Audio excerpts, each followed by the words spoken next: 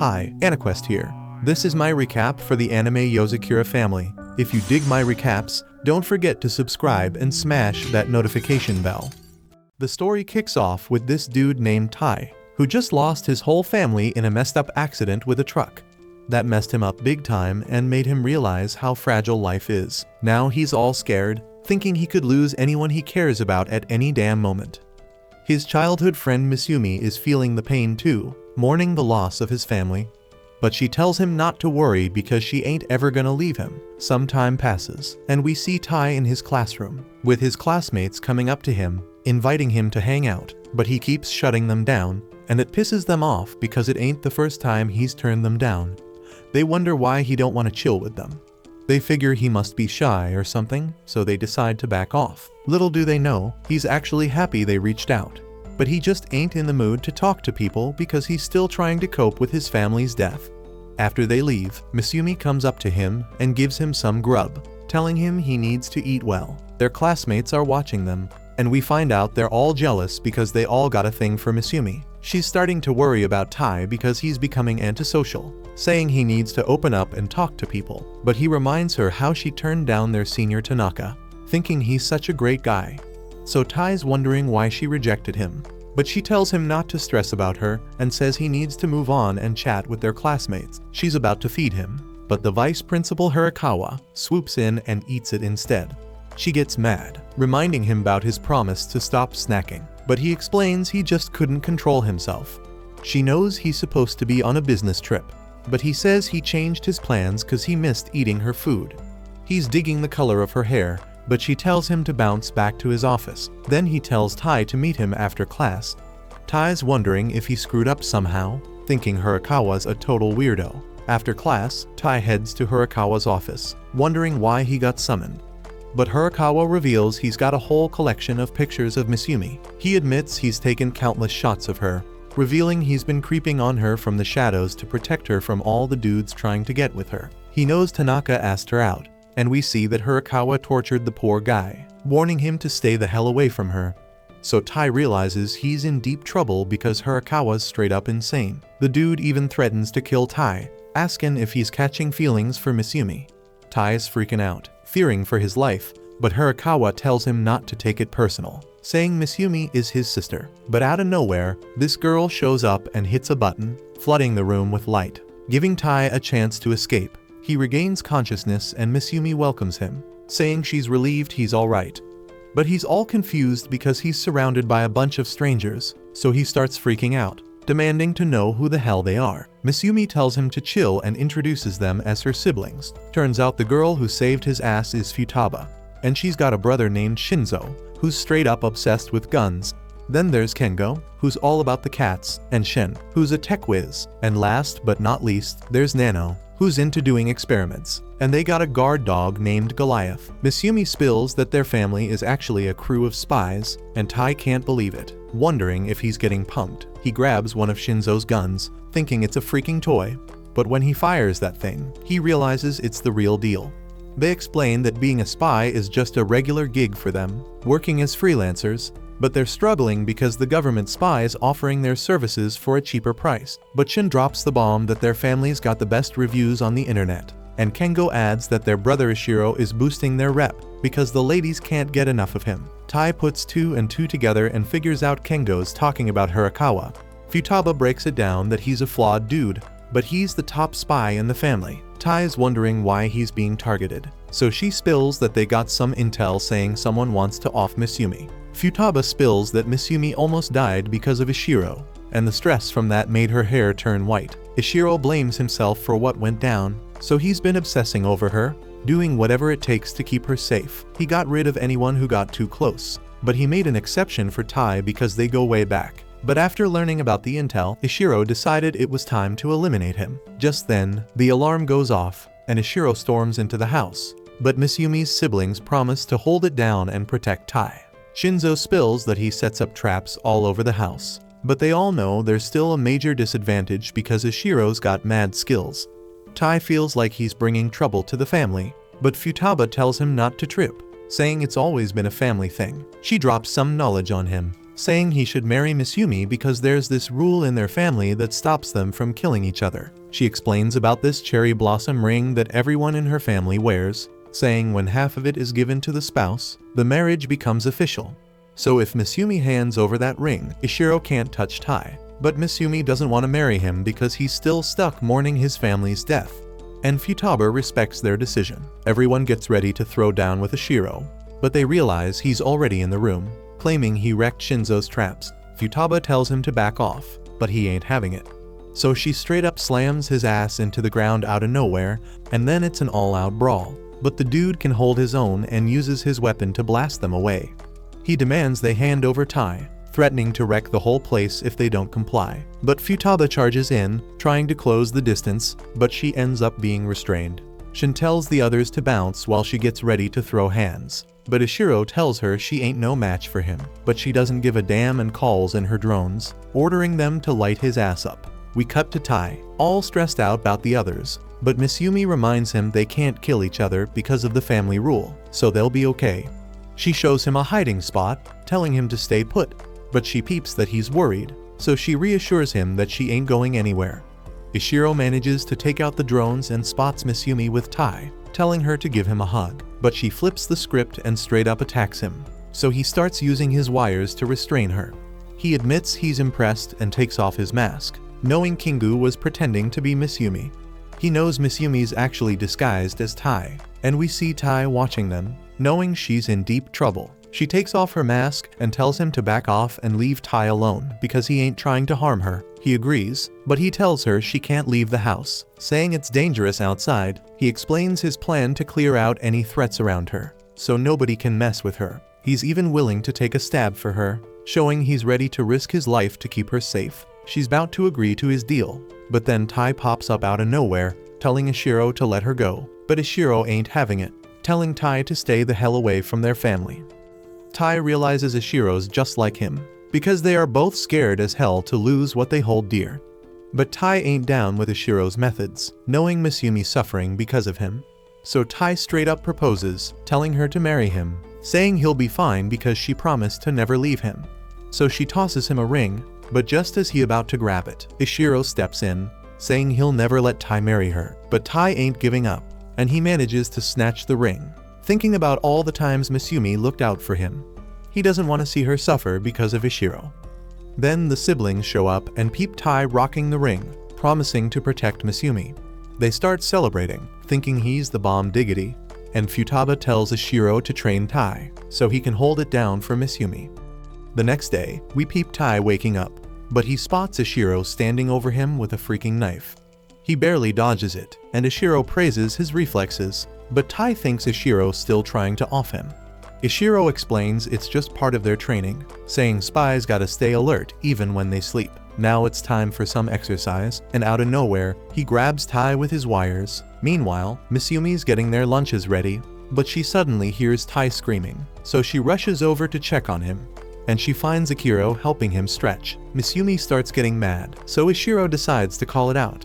He checks the time and realizes they gotta bounce, so he straight up grabs Misumi, and they jump out the window as the whole damn house blows up. Tai wonders what's going on, and Ishiro explains that somebody planted a bomb in the house. Now they're in a whip, and Ishiro gets a report from Shinzo saying the bomb was in the kitchen, meaning they were trying to take out Misumi. Tai wonders why the hell someone would want to kill her, so Ishiro reveals that Misumi is the 10th head of the Yakuza family. Ishiro goes on to explain that the Yakuza family goes way back to the ninja days in the Edo period, and all their descendants got superhuman abilities. But there's always one regular-ass person who's born as the head, even though they got no powers themselves. They carry the superhuman gene, and their kids will be able to have powers. So it's the family's duty to protect Misumi and keep their bloodline flowing. Ishiro notes they ain't care about the bloodline, but everybody just want to protect Misumi as her siblings. Ishiro mentions that eventually, Misumi gonna step into the underworld as the Yakuza family leader. So right now, she gotta learn about the regular world. But that also makes them a target for their enemies. Suddenly, shots ring out from behind, and Tai is losing it. But Ishiro tells him the car is bulletproof. The dudes start busting out bigger guns, but the whip swerves out of harm's way. Ishiro's worried about spilling his tea, telling the driver to drive more smoothly. And guess who's driving? It's freaking Goliath. Tai can't even believe his eyes. Then the dudes start shooting rockets at them. But Goliath manages to dodge them like a boss. Ishiro spills his tea, so he steps out to handle business himself. He effortlessly blocks their bullets with his wires and slices up the cars chasing them. Then he heads back to Tai and Misumi, reminding Tai he part of the family now and gotta protect Misumi too. So Ishiro plans to teach him everything about being a spy. Ishiro hands him a piece, saying his first mission is to keep Misumi safe from the assassins all day.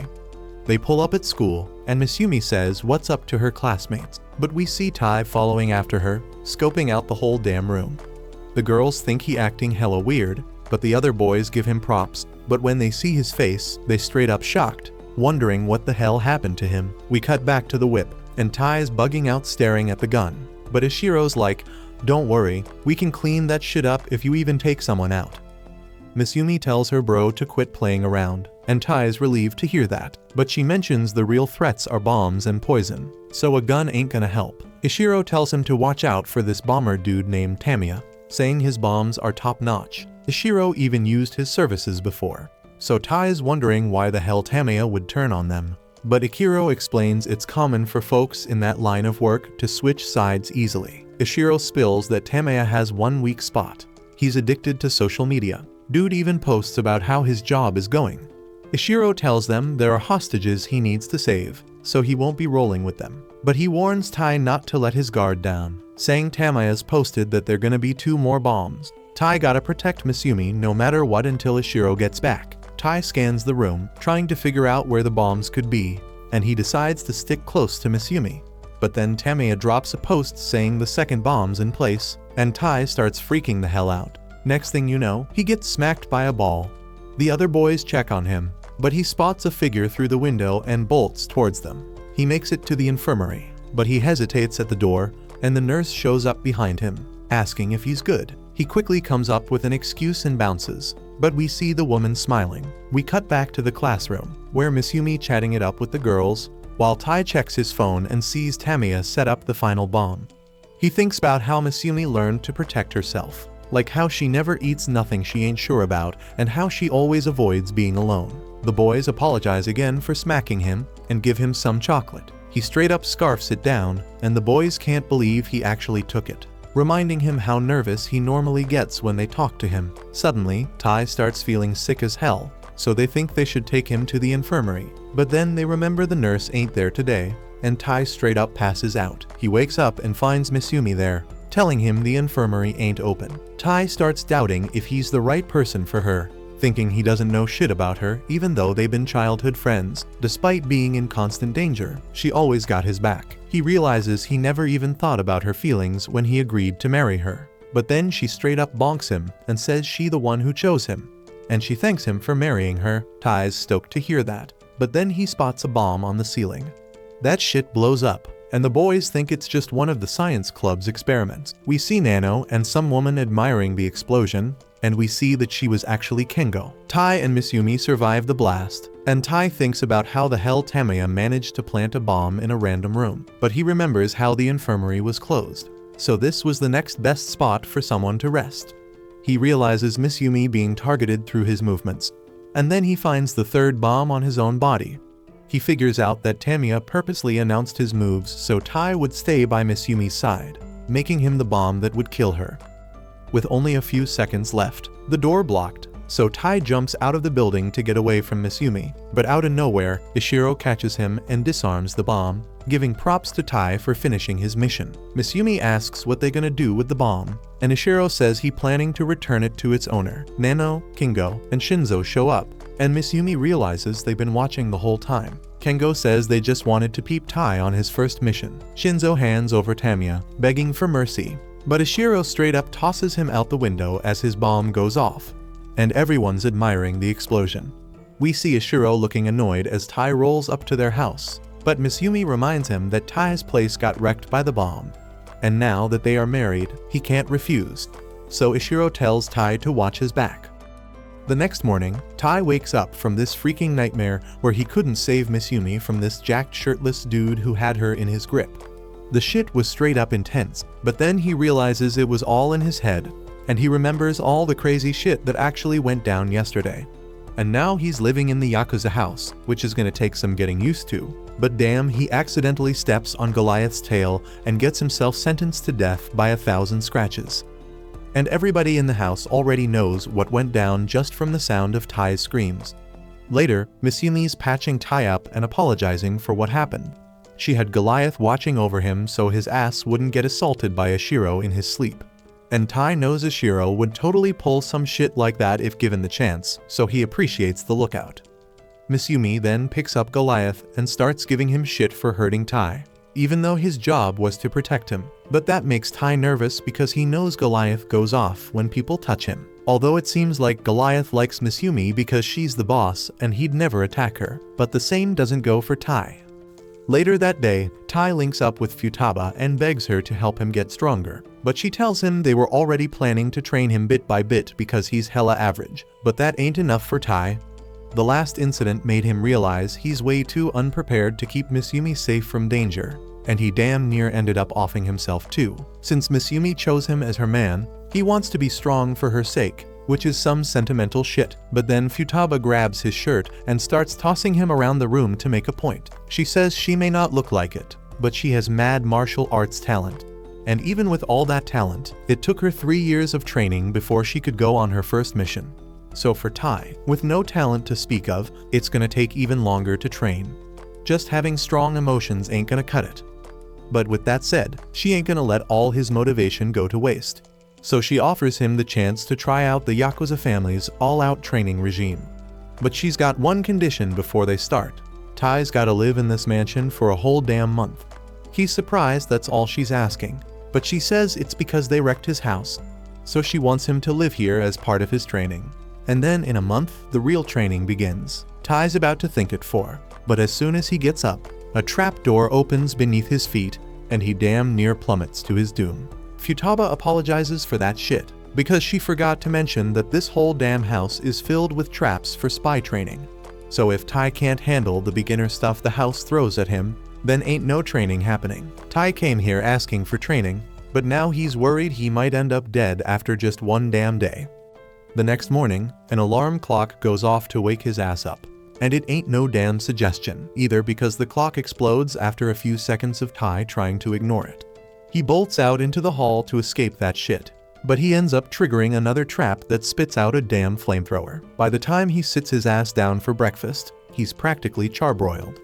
Misumi apologizes for her crazy-ass family, but Futaba tells him the exploding alarm clock is necessary so he can build the habit of getting up immediately. Tai takes a bite of his breakfast and asks how the hell Misumi managed to live in this house for so damn long when she's just as average as him. But she explains that she don't have to deal with any traps because they don't activate for her. Shin breaks it down for him, saying the traps can be turned off once he's been accepted by the house. They're all controlled by a computer system, so if he manages to clear every single trap in the house, then he officially becomes a member of the Yakuza family and can turn them on or off whenever he wants. The others turn off the traps when they're injured or if they just don't feel like dealing with it. And if Tai works his ass off, he might be able to do the same in like 2 years or some shit. Tai ain't feeling that 2-year time frame, but a moment later, his stomach starts acting up. And Futaba tells him he should have paid better attention to what he was eating. Everyone in the family except Misumi has their food laced with a little bit of poison to build immunity. But Tai don't gotta worry because it's only enough to turn him into an ass blaster in the morning. But one thing he does need to worry about is the fact that the bathroom door got like 20 damn locks on it for some reason. Ishiro walks by, and while he don't do shit to Tai, he's enjoying watching his ass suffer. In order to get in, Tai gotta be able to pick the lock and crack the password in under a minute. But it's cruel to expect him to do that shit on his first try. So Shinzo steps in to help him before his ass blasts all over the floor.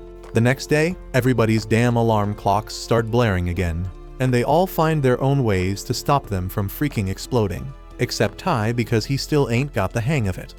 The traps are all up in his business. Trying to grab some breakfast ends up with him getting sprayed like he is in a shootout. Turning on the TV requires him to pop the button with a freaking gun, and even taking a shower almost turns into a damn waterboarding session.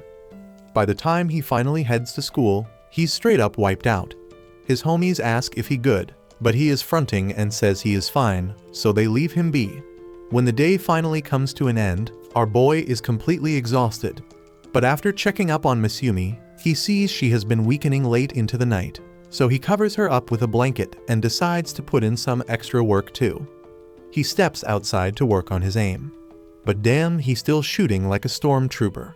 He dead set on keeping at it until he finally gets his shit together. But then Misumi calls out to him and asks if he want to take a break with her. They both chill inside, and Misumi pours him a cup of tea before asking if he's sure he ain't pushing himself too hard with all the training he been doing. Tai doesn't want to admit it, but she knows he's out there hustling because he think he weak. But Misumi don't see him like that. She remembers back in the day when they were neighbors. They weren't super tight or nothing at the time. But when she started junior high, she started catching heat from some jealous girls because she rocking that fly white hair streak, and Ishiro wasn't around to make them disappear. So Misumi was left at the mercy of their cruel scissor-happy ways. But then Tai showed up and shut that shit down by cutting his own hair without saying a word. His move had those bullies shocked, and they ran off like scared little pups. Once the girls were gone, Tai dropped the scissors and told Misumi he was planning on cutting his hair anyway, so she ain't got a trip. She still felt bad about it, but he insisted it was nothing. And from that day on, they became tight as hell. He'd been holding her down all this time, so she letting him know he don't need to grind himself to the bone no more. Some time goes by and Tai wakes up one morning, managing to stop that explosive-ass alarm clock before it starts blaring again. He makes his way through the hallway without triggering none of them damn traps.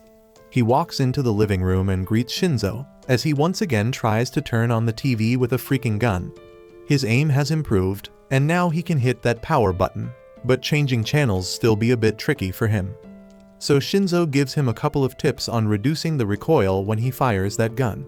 Soon after, Shin enters the room, and she impressed as hell that Tai can now turn on the TV with ease. She came to give Shinzo some of Tai's performance data she analyzed for him. Tai is hella grateful for all the help they are giving him, but he got a question he dying to ask. He asks Shin why the hell Shinzo always chilling in a garbage can, but the answer pretty simple. The dude is just super shy and lazy, so he hardly ever leaves that mini tank he built for himself. But that ain't the point. She tells Tai to hurry his ass up because he's supposed to meet Nano to learn how to deal with poisonous gas. As he bounces, Shinzo says he thinks Tai got some real talent with this spy shit. But while Shin agrees he making mad progress, she knows it's all because of his own hard work. Later, Futaba and Kengo stroll down the hall and they stumble upon Tai and Nano doing nerve gas training. Kengo tries to butt in, but Futaba kicks his ass back into place so Tai can train in peace, though she senses something off. More time goes by and Tai breezing through his morning routine without a hitch. Misumi is really proud of how far he come in just 3 weeks of living here.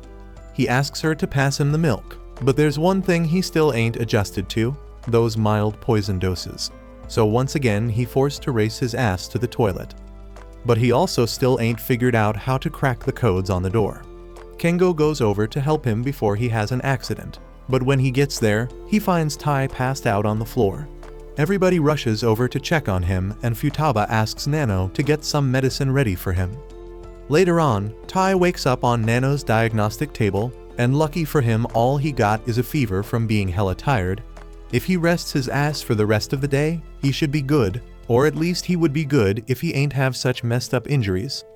Futaba been peeping that he hiding something for a minute now because ain't no way he achieving those crazy results without taking some drastic measures. He kept it on the down low with the help of the others, and Futaba straight up disappointed in Nano for letting him self-destruct like this. Tai tells her it ain't the others' fault because they tried to stop him from going all out. But he was stubborn as hell and begged them till they gave in because he want to protect Misumi as soon as possible. Futaba smacks him on the head for being so damn foolish and not realizing that he can't take care of Misumi if he can't take care of himself first. She hands him a book on code-breaking basics so he got something to do while he recovering from his wounds, and Tai thanks her for being so considerate. But once she bounces, Futaba thinks to herself that Tai's resilience is straight up unbelievable. Most people would break long before their bodies gave out if they pushed themselves to the edge like he did. But Tai continues to train hard for Misumi, and that might mean he got what it takes to protect her after all. Couple days later, Tai all healed up and finally able to unlock the damn bathroom door on his own. And that's cause for celebration. And since he done beat all the traps in the house, he getting admin access to turn them off and officially recognized as a Yakuza. Futaba personally props him up for all the hard work he been putting in for the past month. But from now on, he getting that intense Yakuza family training, so he better be ready. Shinzo busts out a 100-kilogram shirt for Tai to rock, and Shin increases the difficulty of the traps. So Tai is in for even more brutal training right off the bat. Later, we peep Miss Yumi cooking up a storm for the family, doing her usual thing by adding a touch of poison. But out of nowhere, Tai hits her with a question about putting on a bra, catching her off guard. He tries to explain he was practicing his disguises, but she ain't trying to hear it. Then Kengo shows up and offers to teach Tai, but he ends up clowning him instead. Shinzo comes through wondering what the commotion is, so Tai rips off Kengo's disguise. Ishiro jumps in saying he's about to go on a mission and tries to get a kiss from Miss Yumi, but she just smacks him away. Turns out Shinzo's going on a mission too, and Tai's worried about him. But Shinzo says it's just some basic shit where they gotta grab the original plate for some fake cash. Tai can't believe that's considered an easy mission, so Shinzo hands him something before he bounces. Next thing we see, Tai and Miss Yumi walking to school, and out of nowhere a baseball comes flying at them. But Tai catches it like it's nothing, tossing it back with mad speed, and the coach straight up asks him to join the team. During lunch break, Miss Yumi mentions how his training got him all superhuman-like and tells him to be careful not to blow his cover. After school, Miss Yumi handles all the family paperwork, and Tai's mind is blown by how she handles it all. But she tells him she got used to it, and it's her responsibility as the head. Suddenly, she notices something's missing, so she decides to pay Kengo a visit. Tai can't believe how messy Kengo's room is, and Miss Yumi calls him out for forgetting to attach the paperwork to his report. Kengo brushes it off like it doesn't matter, and Tai suggests they search the room for it. But Kengo says there's no point because he never did the damn report. He comes out butt naked, and Miss Yumi tells him to cover up in front of her. But Kengo brings up how they used to bathe together when they were kids. Miss Yumi decides to punish him, but Kengo bolts past them. Tai tries to stop him, but Kengo disguises himself as Miss Yumi, throwing Tai off guard and making him hesitate, and then he makes his getaway. Miss Yumi activates hibernation mode, and the whole house goes into lockdown. Meanwhile, we see Shinzo sneaking through a vent, wearing X-ray glasses to scope out what's going on. He notices the security's tighter than expected, and then the director of the place rolls up. He's feeling good because things seem to be going according to plan, but it looks like there's someone else pulling the strings. Shinzo takes out 2 guards and manages to snag the original plate, but all of a sudden the alarm goes off. We catch Miss Yumi and Tai searching for Kengo, checking if he's hiding with one of the other siblings, but no one's seen him. They even peep Ishiro's room, but it's just filled with pics of Miss Yumi, so they decide to keep looking. They get joined by the other 3 siblings, who are curious about what the hell's going on. Suddenly it hits them that Kengo had been disguising himself as them earlier. They hear Kengo laugh and see him pop up from a damn painting. But he darts off real quick. Tai goes after him, but when they turn the corner Kengo slips away. Miss Yumi wondered what happened, and Tai pointed to a tunnel. Miss Yumi can't believe there's a secret passage she didn't know about, and she's pissed that Kengo got away. She lifts the lockdown and they head back to Kengo's room to finish the paperwork. But then Miss Yumi suddenly slaps handcuffs on Tai and calls him Kengo. Tai's all confused and asks what the hell's going on. That's when Miss Yumi drops the bomb that she knew Tai's plan was to trick her into deactivating the lockdown. She also points out how the real Tai always lets her go through the doors first. So Kengo admits defeat and agrees to do his damn paperwork. The next thing we see, Tai chowing down on some curry when a call comes in. It's Shinzo, and he's freaking out because there were more enemies than expected, and he's running low on weapons. Turns out, even though he's a weapons expert, he's a total wimp when he's got nothing left to fight with. So Miss Yumi asks Tai for help. We catch Tai holding a package and sneaking into the facility, but then some dude sneaks up on him.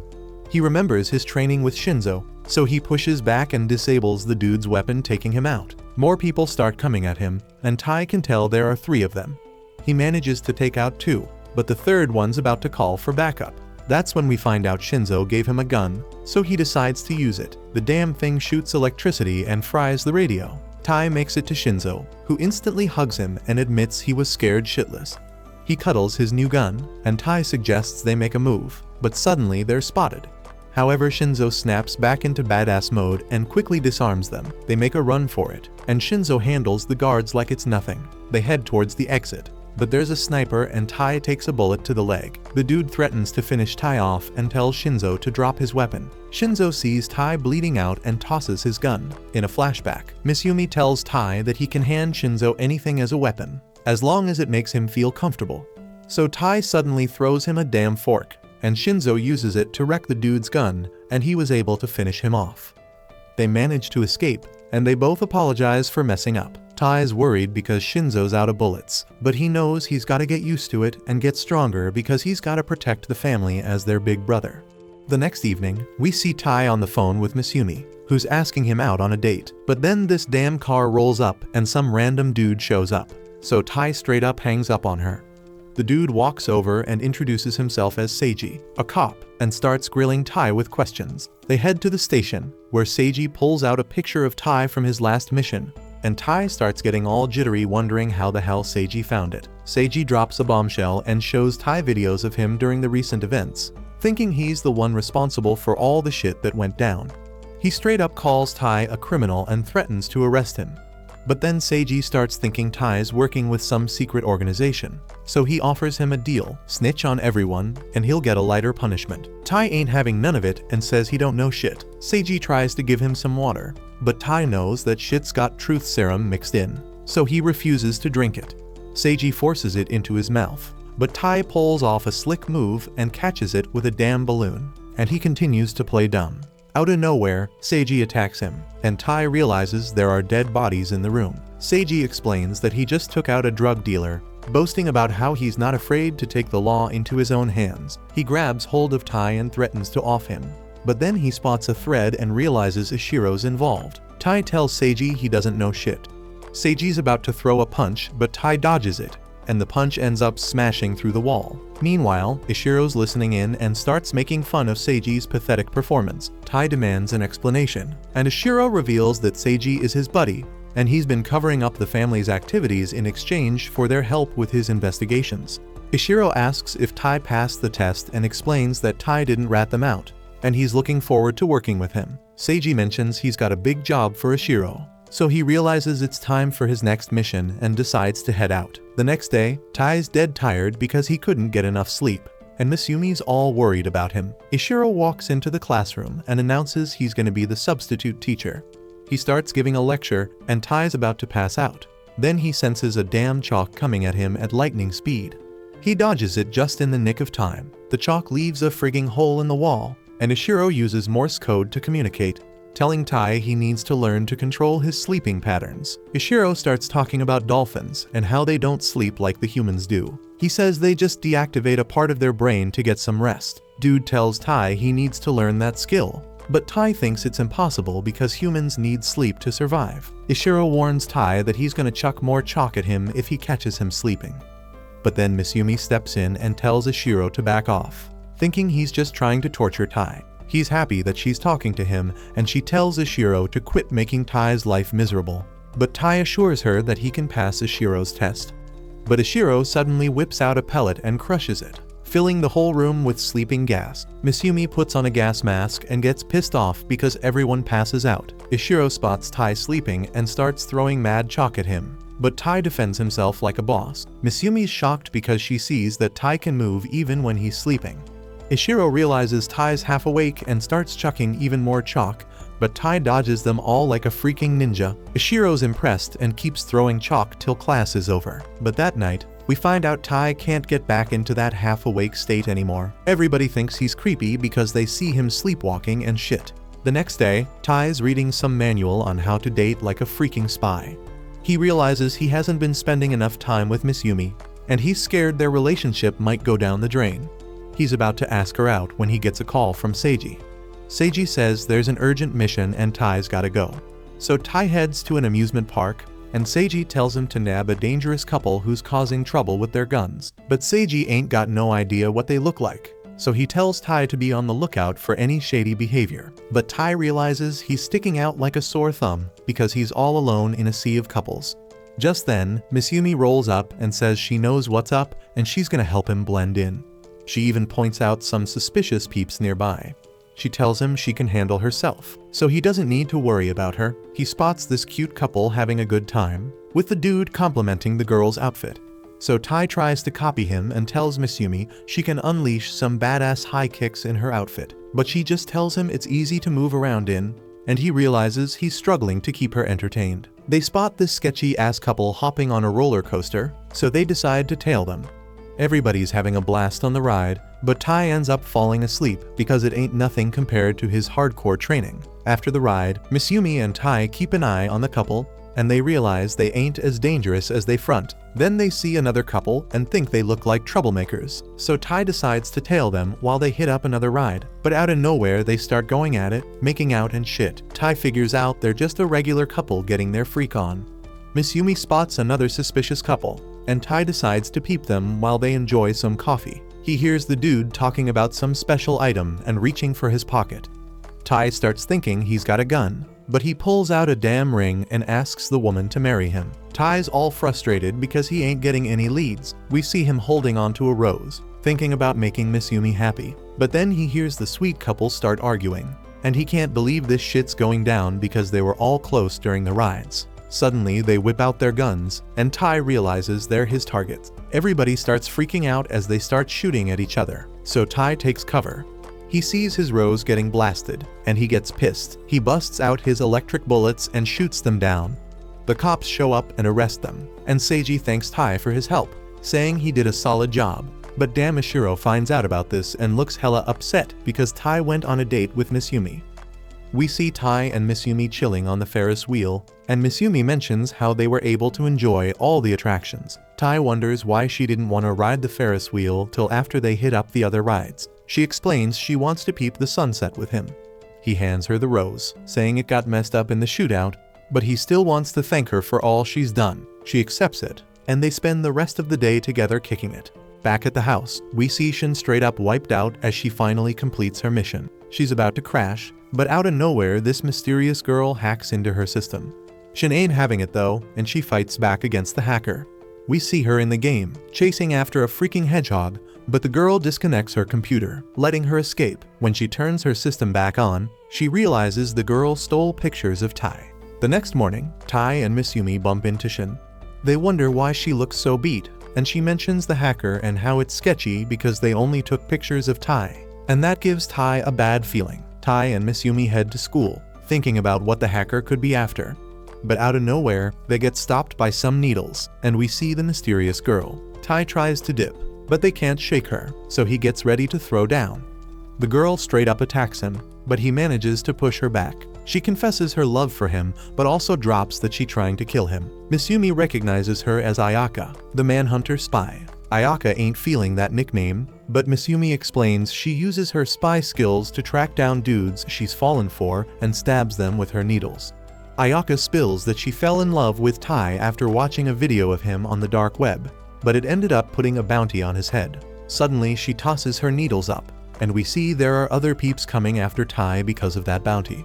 But Ayaka starts losing it, wanting Tai all to herself. Tai drops the bomb that he's married to Misumi, so he can't let himself get offed. Ayaka breaks down hearing this, wishing she could kill Misumi right now, but she reveals Ishiro gave her permission to target Tai on the condition she keeps her hands off Misumi. Tai and Misumi can't believe Ishiro would sign off on this, and Ayaka starts throwing needles all around them, but she lets them know she'll be seeing them again soon before she bounces.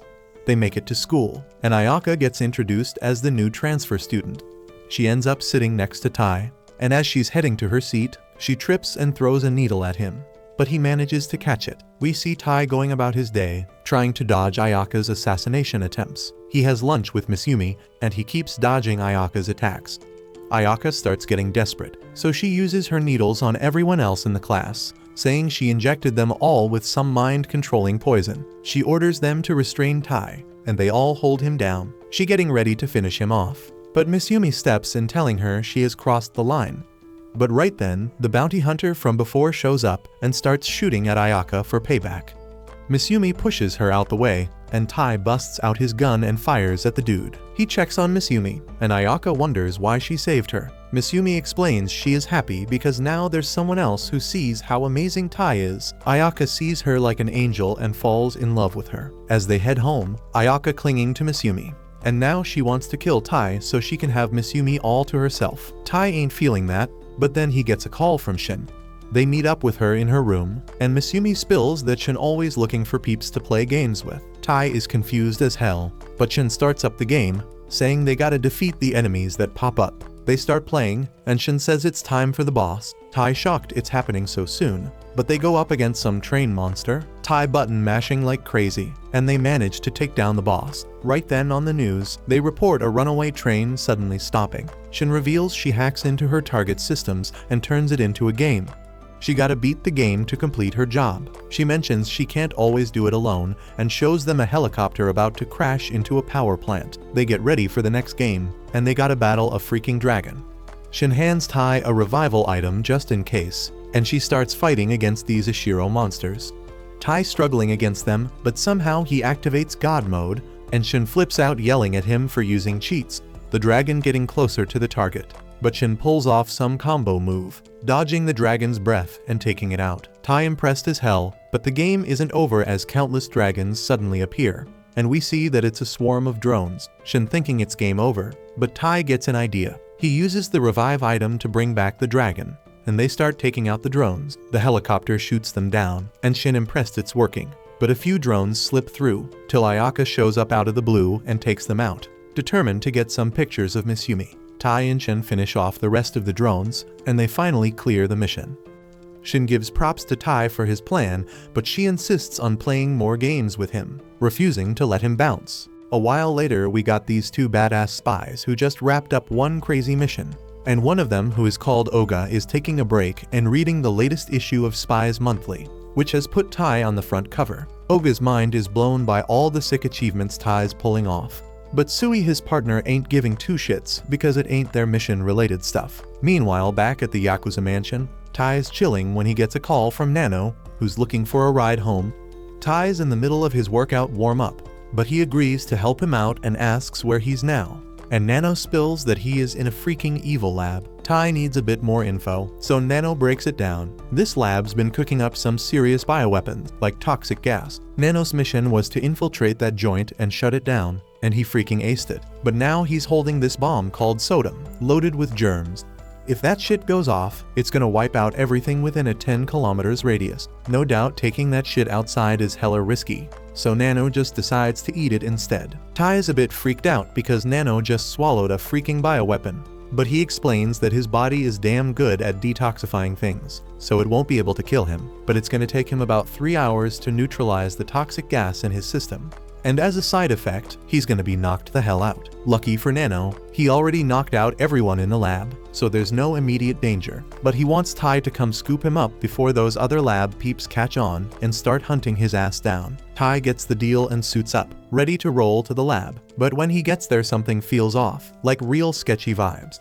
He stays on high alert, checking every damn corner, but there ain't no sign of security anywhere, until he stumbles upon the bodies of the security guards. And that's when things start getting really freaking creepy. The guards are already out cold, and the security system's been breached. But this ain't Nano's style, so he's wondering who the hell's behind all this. He's lost in his thoughts for a second when one of the guards who ain't knocked out aims his gun at Tai. But just before he can squeeze the trigger, this guard gets slammed into a wall by a freaking ball and chain, and the ones who saved him are none other than Sui and Oga from earlier. Sui's all surprised that Tai's on a mission here too, so they introduce themselves as part of Hinajuku, a crew of government spies. Tai's heard about Hinajuku before. Unlike the freelance spies in the Yakuza family, these Hinajuku peeps are the elite. They take orders straight from the government. Sui explains they were sent here to shut down this lab, and he asks Oga for an update. So Oga starts listening in, hearing the footsteps of 5 folks all up in the building. And that ain't all, he can literally smell their guns, so he knows they're packing. That info tells Sui that the main lab they're looking for has gotta be underground after all. So he says his goodbyes to Tai, because they have their own mission to handle. But Oga ain't letting the chance to team up with Tai slip through his fingers. He grabs Tai and drags him along. Then out of nowhere, a guard sneaks up on Tai and pops 2 shots at him. But Tai dodges both like a freaking ninja and counterattacks, impressing the hell out of Oga. Eventually, they make it to the lab they're after, and Tai wastes no time rushing to Nano's aid once he spots him. But then Oga tries to straight up kill Nano with his steel ball. So Tai's gotta block that shit with his knife, breaking it in the process. Oga tells Tai to back off because it's dangerous for him to interfere like that. Their mission's all about neutralizing this lab. Tai doesn't understand why they would also want to kill Nano. Sui breaks it down that they've been keeping tabs on this lab for a while, so they knew all about Nano infiltrating the lab.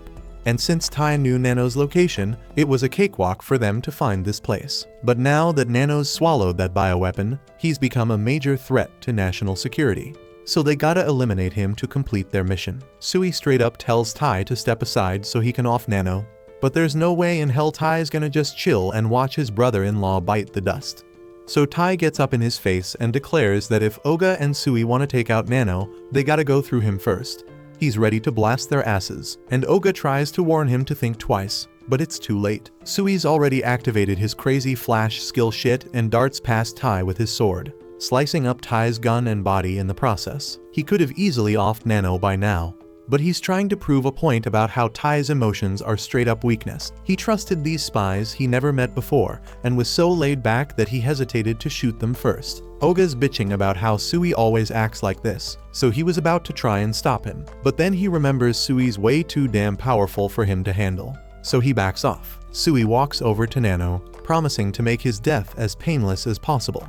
But Tai's still begging him not to do it. Sui calls Tai pathetic, thinking he can solve shit by asking nicely. But just before he finishes the job, Nano wakes his ass up and tells Sui to hold up. He explains that his body's done detoxing the gas, and he's got a patch test as proof. He doesn't give a damn if Sui still wants to kill him anyway, but he at least wants to patch up Tai's wounds before he bleeds out. Sui stops and puts his sword away because he ain't got no reason to kill Nano if he's really detoxed the poison. He says he'll take the patch test as evidence that his mission was a success, and before he bounces, he hands Nano some cream to heal wounds so he can treat Tai. But if Tai's really this weak, Sui thinks it might be better for the Yakuza family if he actually dies. Sui and Oga dip out, and Nanos frantically tries to patch up Tai so he doesn't bite the dust. Once Tai's back on his feet, he finds himself held captive by Ishiro, with a flame right up in his face, and he doesn't know what the hell's going on.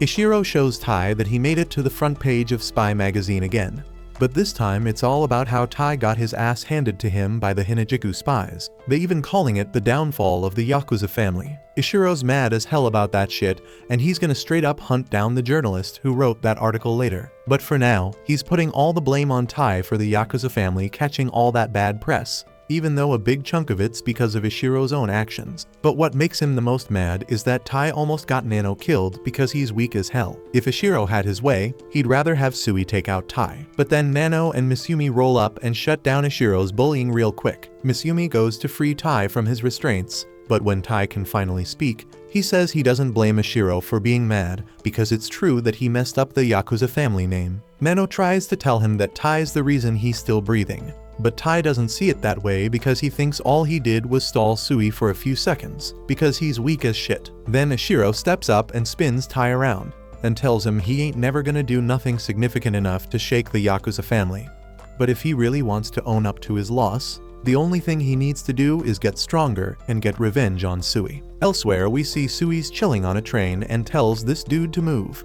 But the dude ain't budging because his legs are long, and there's plenty of space for Sui elsewhere. But Sui takes it personally and straight up rips the dude's clothes apart, then walks away to find another spot like it's no big deal. And once he's settled, he finally brings up something that's been bugging him for a while and asks Tai what the hell he thinks he's doing with that hella suspicious disguise. Tai realizes he's been busted, and Sui asks if he's here to try and get revenge for their last fight, but that ain't Tai's agenda. Earlier, Ishiro spilled that the Hinajuku spies all got their own unique skills.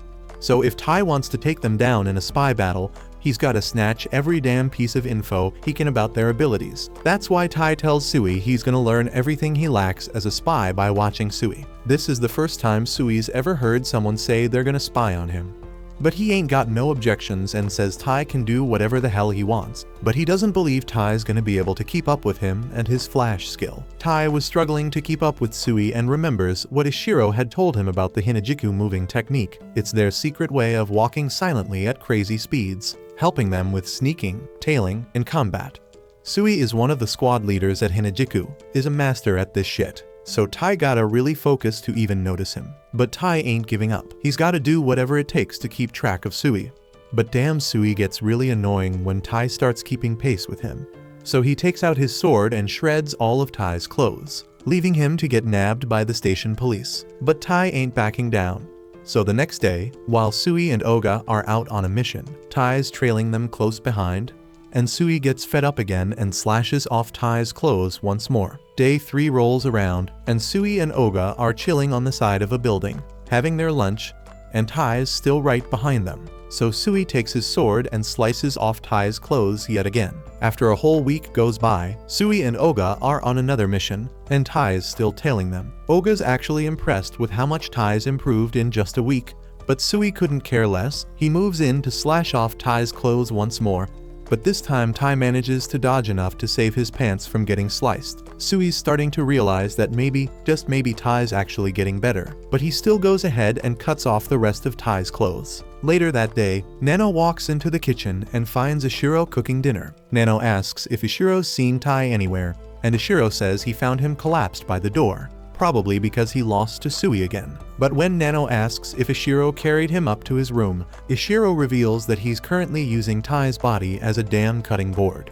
Nano pushes Ishiro aside and checks on Tai to see if he's alright. But Tai just laughs and says Sui got him again. Nano can't understand why Tai's pushing himself so hard to follow Sui around, but Tai believes he's gotta do this to overcome his weakness. He figures it's better to die because nobody wants a weak-ass big brother like him. Nano doesn't see it that way because from day 1, Tai's always been doing shit that nobody expected. So no matter what anyone says, Tai's always gonna be cool in Nano's eyes. On the 10th day of Tai tailing Sui, he's been on his ass the whole damn day, and Sui's actually impressed. But Sui's done fooling around with Tai. He's ready to finish him off for good this time, so he gets ready to strike. But Tai's one step ahead. He grabs Sui's arm, although he still gets slashed in the process. After taking so many hits from Sui's blade, Tai realizes that while the slashes are all over his body, they always start from the center. He still can't see the attacks coming or react to them, but at least now he can survive Sui's onslaught. He throws Sui across the yard, and now Sui understands why Tai made it into the Yakuza family. So Sui ain't trying to get rid of him no more. He calls for Oga to help treat Tai's wounds. Oga comes out of hiding and starts patching Tai up. He can't believe that Tai actually managed to dodge Sui's sword, but Sui knows Tai didn't really dodge it. He just memorized Sui's moves, so he knew when the attack was coming. But even that's hella impressive. At the end of the day, that article about Tai getting his ass kicked ends up getting forgotten. But Tai's still got a whole lot of shit to deal with because now there are articles about him being butt naked all over town, and people think he's some pervy weirdo now. So later on, there's this crazy ass party going down thrown by some Bauji politicians, and the Hinajiku spies were supposed to handle some shit there. But they straight up blew their mission. The spies be apologizing to their boss for not getting it done. But the politicians have been on mad high alert lately, so it's been a real struggle to get through because the security's been tight as hell. The boss ain't even sweating it because she knew it was gonna go down like that. But she got this dope ass plan to crack their security, and it's gonna involve Tai. Next day, Tai's hanging in the park with Misumi, and he's stoked as hell to be kicking it with her because she asked for his help with some errand, but he's hella curious about what she needs all that stuff in his backpack for. Eventually, they bump into one of Misumi's old homies. It turns out to be Sui, and Tai's mind is blown. Misumi explains she knows Sui because they've worked together before, but even with that, she's still kinda pissed at him for almost taking out Tai and Nano. Sui ain't expecting her to forgive him, and he ain't sorry either because he was just doing his mission. He then asked that they hurry up since his leader was currently waiting for them to arrive. A while later, they roll up to this massive office building. But that ain't even the main base because the real Hinajiku base is the cafe right next to it. They all lock in, and Sui steps up to the register to place his ridiculously long order. When he's done, he punches in a code, and a trap door opens up beneath them. Tai's mind is blown again. But Sui said it was only natural for the secret government spy organization to be located underground. They got a few hundred more meters to go till they reach the head office. Sui offers Miss Yumi some tea while she's chilling on his lap. But Tai ain't feeling that because she's his damn wife. But Sui says it's too damn risky to let her go alone, so he's just keeping her safe for now. And Tai sees exactly what he means because a whole bunch of arrows and lasers start flying their way. The traps are part of the Hinajiku base's security and spy training, so Tai better keep his guard up or he'll be straight up toast before they even hit the damn floor. After some crazy ass seconds of dodging lasers, Sui and Tai finally make it to the ground floor. But the traps ain't done yet. Out of nowhere, this freaking huge rock comes crashing down straight onto Tai. But just when you think he's gonna get squashed, the Hinajiku boss comes out of nowhere and straight up obliterates that thing with one punch. After that, she welcomes Tai and Miss Yumi. But she's wondering if this fluffy dude here got enough strength to keep Miss Yumi safe. They all settle down for a meeting, and we see the boss going all on the mouth-watering treats that Miss Yumi had Tai haul all the way here, and she's hella grateful for that. Seems like the boss and Miss Yumi got a tight bond. Miss Yumi explains that Rin and Ishiro were classmates, so they throw tea parties with the fam every now and then. Rin can't stand hearing Ishiro's name because that sister-obsessed nutjob straight up ruins the taste of her cake. But she also knows how damn adorable Miss Yumi is, which is why she wanted Miss Yumi to marry someone who could protect her from Ishiro's crazy antics. But looking at Tai ain't gonna cut it. She heard from Sui that Tai was a shitty spy. But Sui corrects her and says all he meant was that Tai was seriously like garbage at anything spy related, which is pretty much the same damn thing. Miss Yumi stands up for her hubby and says he's got just as much determination as Ishiro. Rin takes it as straight up fact. But before they can keep going with the discussion, Ishiro busts into the base like a freaking wrecking ball. He lost the signal from the GPS tracker he planted on Miss Yumi, and he knew the only ones who could disable it were the Hinajiku spies. So he came down here straight up gunning for her. Miss Yumi already knows what's about to go down. Rin gets up to face Ishiro and tells him to bounce because his mere presence is straight up polluting the air. Ishiro refuses to let anyone chill with Miss Yumi except him, so he uses his wires to attack her. But Rin's on the same level as him. She straight up punches through his wires and straight up mocks him for trying to take her down with such a weak ass move. So Ishiro steps up his game, and these two start throwing down. Their fight wrecks the base in seconds, so they gotta evacuate all the spies for safety. Damn, this is exactly what Miss Yumi didn't want going down. Every time Ishiro and Rin are in the same vicinity, shit goes down, and they start throwing hands. Sui tries to step in and stop them, but he's too damn weak to even get close. Miss Yumi jumps in between them and tells them to cut it out. But they both too caught up in their attack animations to cancel, so Miss Yumi's in some serious danger right now. Thankfully, Tai manages to yank her head down just in time to avoid getting her jaw wrecked, but he ain't so lucky himself. He gets knocked the hell out, and Miss Yumi's all pissed off. She threatens to never talk to Rin or Ishiro again if they keep causing trouble like this. The thought of losing Miss Yumi makes Ishiro pass out, and Rin starts begging for forgiveness. But on some real shit, Rin gotta admit that Tai's way tougher than she gave him credit for. Dude took a direct hit from both her and Ishiro and survived. Her opinion of him has changed, so she wants to talk to him about something once he wakes up and gets the feeling back in his face. She wants Tai to go undercover and spy on some politician. This dude's been doing all sorts of good shit like free education, pensions, and lowering consumer tax. The people straight up love him. But Rin says a lot of his accomplishments are built on a foundation of straight up bloodshed. He's got 3 of the most dangerous spies in the world, Red, Blue, and Yellow, as his right-hand goons. They help him with bribes, assassinations, and every illegal trick in the book to gain public favor. And with the next general election coming up, this politician's planning something big. He's been slick enough to cover up all his other crimes as coincidences so far. But they recently found one of his little bombs in an unrelated case. Though it's small, that shit can still kill someone up close. There's hundreds of these bombs out there, and even the bomb smudger they arrested don't know shit about their purpose. The only clue they got is a video of the buyer wearing a wig and sunglasses, looking like a spitting image of the politician in question. But they ain't got enough evidence to arrest him yet. So they need Tai to get close and gather the evidence they need before innocent people get hurt. Tai asks why they trusting him with this mission. So Rin explains that Kuroyuri is originally from Japan, so he knows about the Hinajiku spy organization. This politician's on high alert, so they need Tai to disguise himself as a girl to infiltrate his circle. Tai gets the assignment, but he's confused as hell why he gotta dress up like a girl for it. Rin pulls out a job poster Kuroyuri put out looking for a chick with black hair. And that's exactly what Tai gotta look like. But before they get this mission rolling, Rin reminds Tai that the fate of hundreds of lives is in his hands, so he better not mess up. Tai manages to land the damn job, and at the next rally, Kuroyuri introduces him to his fans as Yoko. But Tai just wants to bounce and go home.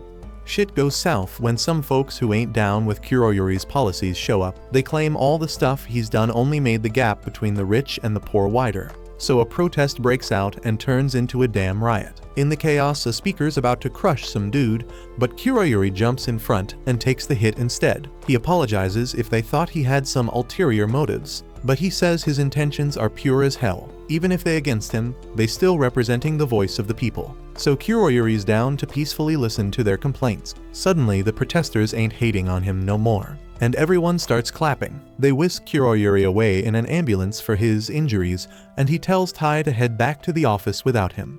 But turns out he ain't hurt at all. The whole damn thing was part of his plan to make the public love him even more, and it worked like a charm. Even his injuries were fake as hell.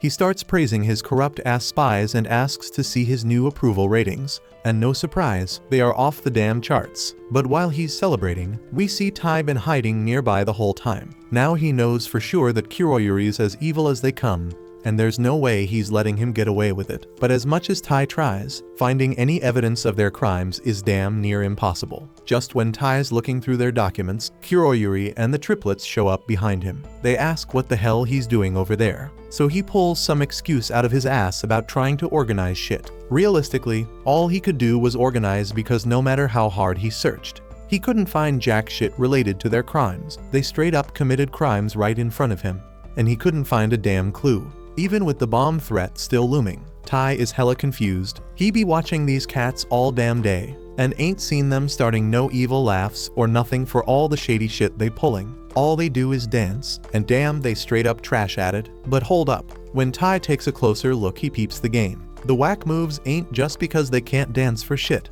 They using it as a code to talk to each other. Once he cracks that code, he figures out they talking about straight up taking down some rival crew. The next day, while a lot of important people are gathered in an auditorium, he plans to drop the bombs because he couldn't pull his usual dirty tricks on these fools. They all gathered in one spot, so he gonna wipe them all out by planting the bombs under the stage.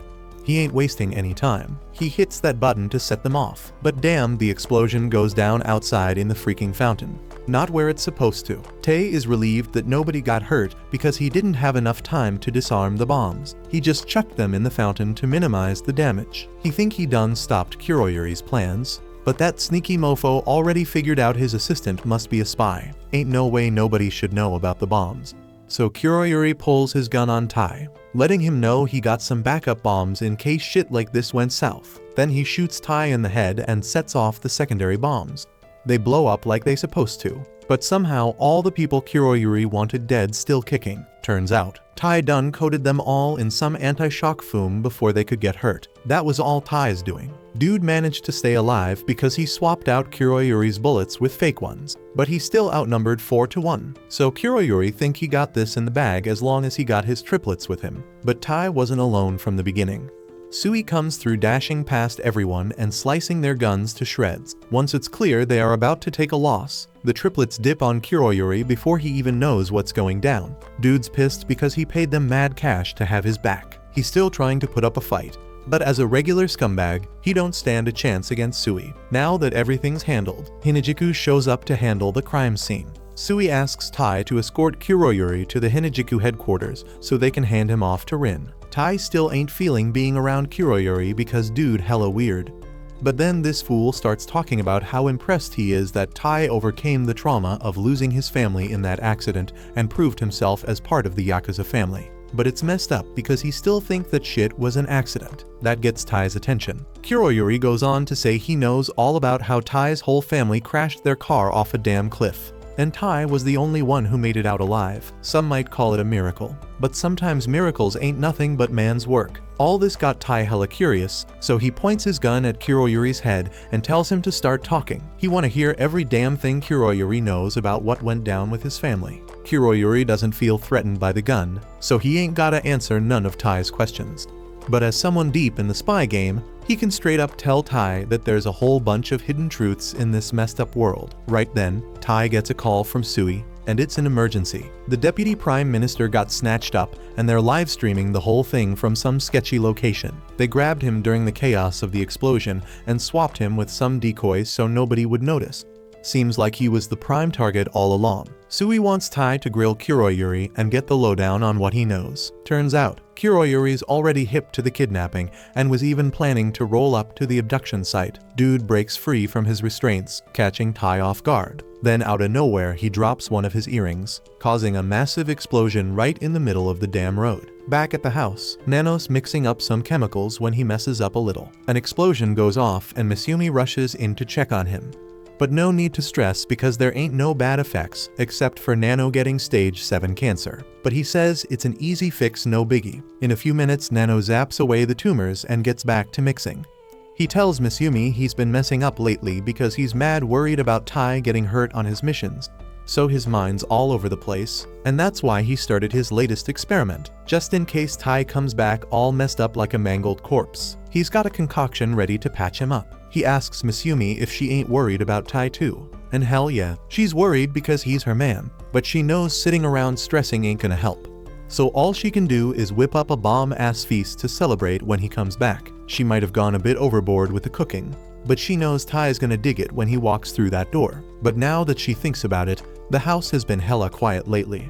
So she asks Nano what everyone else is up to. Nano explains that they are all tripping too. So Kengo's hustling to make a mask for Tai in case his face gets all messed up on the mission. Shin is busy exposing all the haters dissing Tai on the internet. And damn, Shinzo been straight up crying his heart out this whole time. But Ishiro and Futaba, they ain't lifting a damn finger. Futaba thinks it's pointless to worry about Tai because his skills are tight for a mission like this. And Ishiro, well, he never vibed with Tai from the get-go, so he ain't sweating it. Back on the streets, Tai finally crawls out of the wreckage holding up the driver. And the only thing on his mind right now is what Kuroyuri dropped on him. If it's real talk that his family's deaths weren't no accident, then who the hell's behind it? Right then, Sui hits him up, asking if he's good. Tai confirms he made it out in one piece with the driver, but Kuroyuri managed to bounce. Sui says it ain't a problem because they saw this coming from a mile away. He didn't clue Tai in earlier, but Kuroyuri ain't just some crazy politician. He's a former spy known as Kuragao. Back in the day, he was a straight-up legend. Official story is he kicked the bucket 6 years ago, but as Tao peeped, he's still alive and kicking, rocking the new name Kuroyuri. They played it low on security during transport, only sending Tai, so Kuroyuri could dip and they could figure out what his true game is. And now that they know he's heading to where they're holding the deputy prime minister hostage, they should be able to track his ass with the GPS they planted. Ain't nothing left for Tai to do, so Sui tells him he's free to bounce back to headquarters. But what Kuroyuri spilled earlier still don't sit right with him, so he got a choice to make. At the secret spot, Kuroyuri takes off the blindfold from the deputy prime minister, who's mad confused about the whole situation. Kuroyuri tells him to just relax and look into the camera since the media's probably going nuts already. The deputy's disappointed because he always thought Kuroyuri was some weird politician with that chicken costume. But finding out he's a straight-up terrorist is just heartbreaking. He tells Kuroyuri that pulling a stunt like this won't change the political game, but Kuroyuri don't give a damn about the politics. The deputy's all confused, so Kuroyuri finally decides to take off the rest of his disguise and school the deputy on what's about to go down. As the flashy glasses come off, the deputy's eyes go wide because he recognizes Kuragao, but it shouldn't be possible because the deputy saw him die years ago. Now that they got the introductions out of the way, Kuroyuri sits down and starts addressing the public. He ain't gonna speak as Kuroyuri no more, but as a father who lost his child. In his quest for vengeance, he's taken out a bunch of politicians behind the scenes, but since the deputy's the one who knows the whole story, Kuragao figures it'd be fitting to kill him right in broad daylight. Now the interview's about to start, and Kuragao points a gun at the deputy, giving him two choices. He can either confess to his crimes on national TV and watch his perfect image crumble, or he can refuse to spill the truth and end up dead. The deputy smirks because in the end, he's a damn politician, and there's no way he's spilling even if it means taking a bullet to the brain. Kuragao saw that coming, so he gets ready to blast him. But right at the last moment, the stream gets cut off. Tai, who managed to track down Kuragao, shoots the phone that was being used as a camera. He points his gun at Kuragawa and tells him to let the deputy go. But Kuragawa calls his bluff because if Tai fires now with the electric rounds, the deputy's guaranteed to get hit too. So he knows Tai won't pull the trigger. Kuragawa then fires his gun, knocking Tai's piece right out of his hand. But in that moment he remembers the sick training he got from Futaba and starts moving in to close the gap. Once he's up close and personal, he snatches Kuragawa up. But Kuragawa ain't no fool. He recognizes that Yakuza Jiu-Jitsu move and knows exactly how to counter it. He's also in the know about the special steel and carbon fire wires the Yakuza family uses, so he snags Tai's wires for himself. Tai's all confused, wondering how the hell Kuragawa knows his way around the Yakuza family's secret techniques. Kuragawa breaks it down, saying it's only natural for a spy like him to be a pro at gathering info. But being a spy only means you're good at gathering info, nothing more. The real deal spies know how to squeeze every last drop of advantage out of that info. Tai asks why a spy like Kuragawa would even bother becoming a politician just to deceive people. But like he said before, Kuragawa don't give a damn about politics. He went through all this trouble for one reason only, is to get his revenge. With his skills in gathering and exploiting info, Kuragawa was a valuable spy in the political world. On one particular day, right after wrapping up a mission, he was told to lay low till he got his next orders. So he rolls on home to surprise his daughter on her birthday. At first his daughter calls him a weirdo for sporting a chicken costume, but she's just messing with him. She knows he did it to put a smile on her face. Kuragawa was always caught up in his business trips, so she appreciates him taking the time to swing by for her birthday shindig.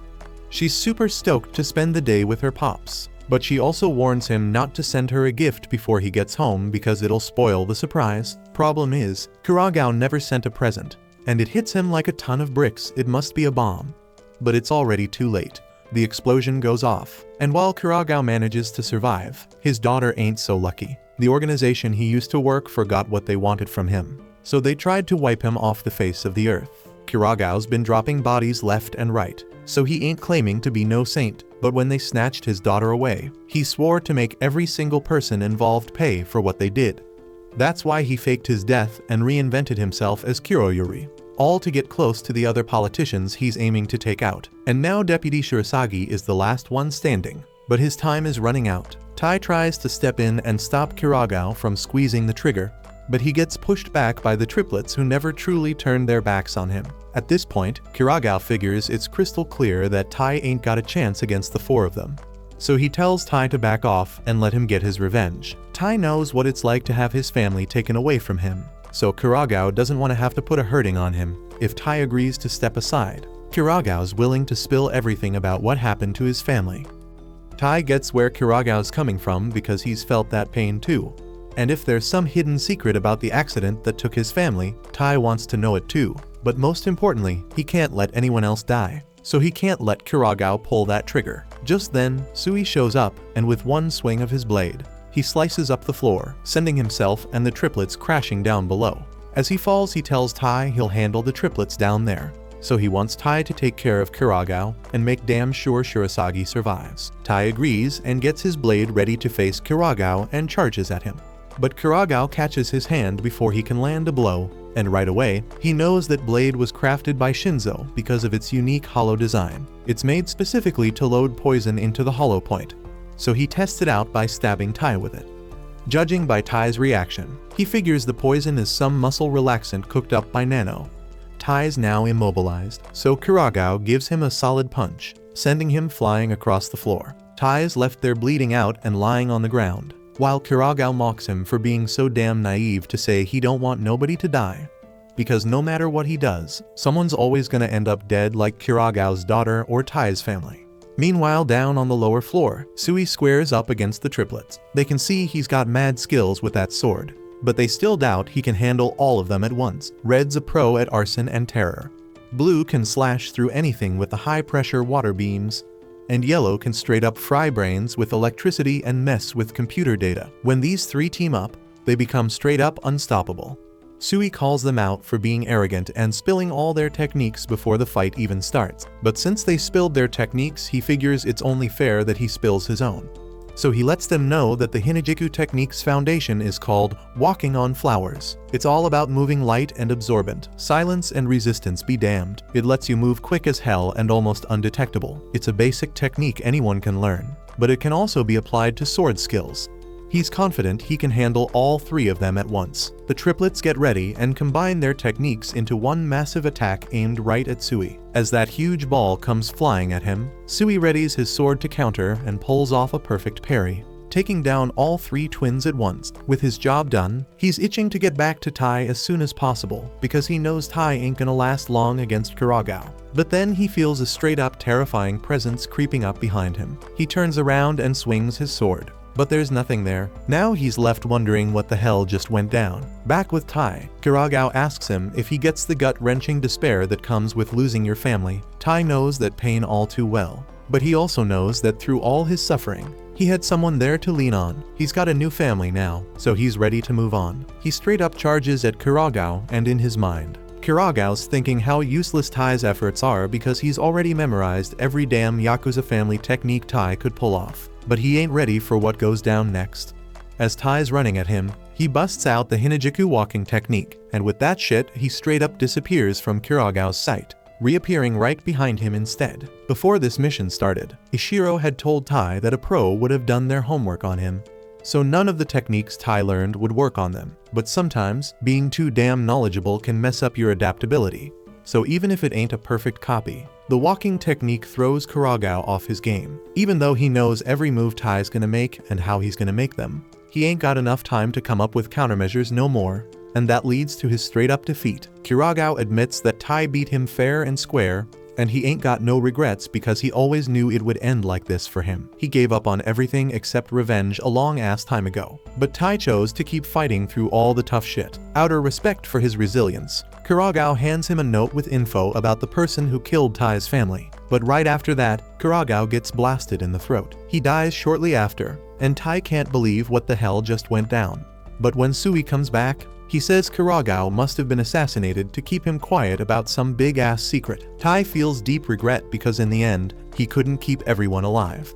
On that note Kuragao gave him, Tai finds out Kuragao buried his daughter in a damn tree. He knew he wouldn't get the chance to do it himself, so he asked Tai to put flowers on her grave, and inside the tree knot, there's a box holding the clue Tai's been searching for. At the end of the day, Tai heads home and gets a warm welcome from his family.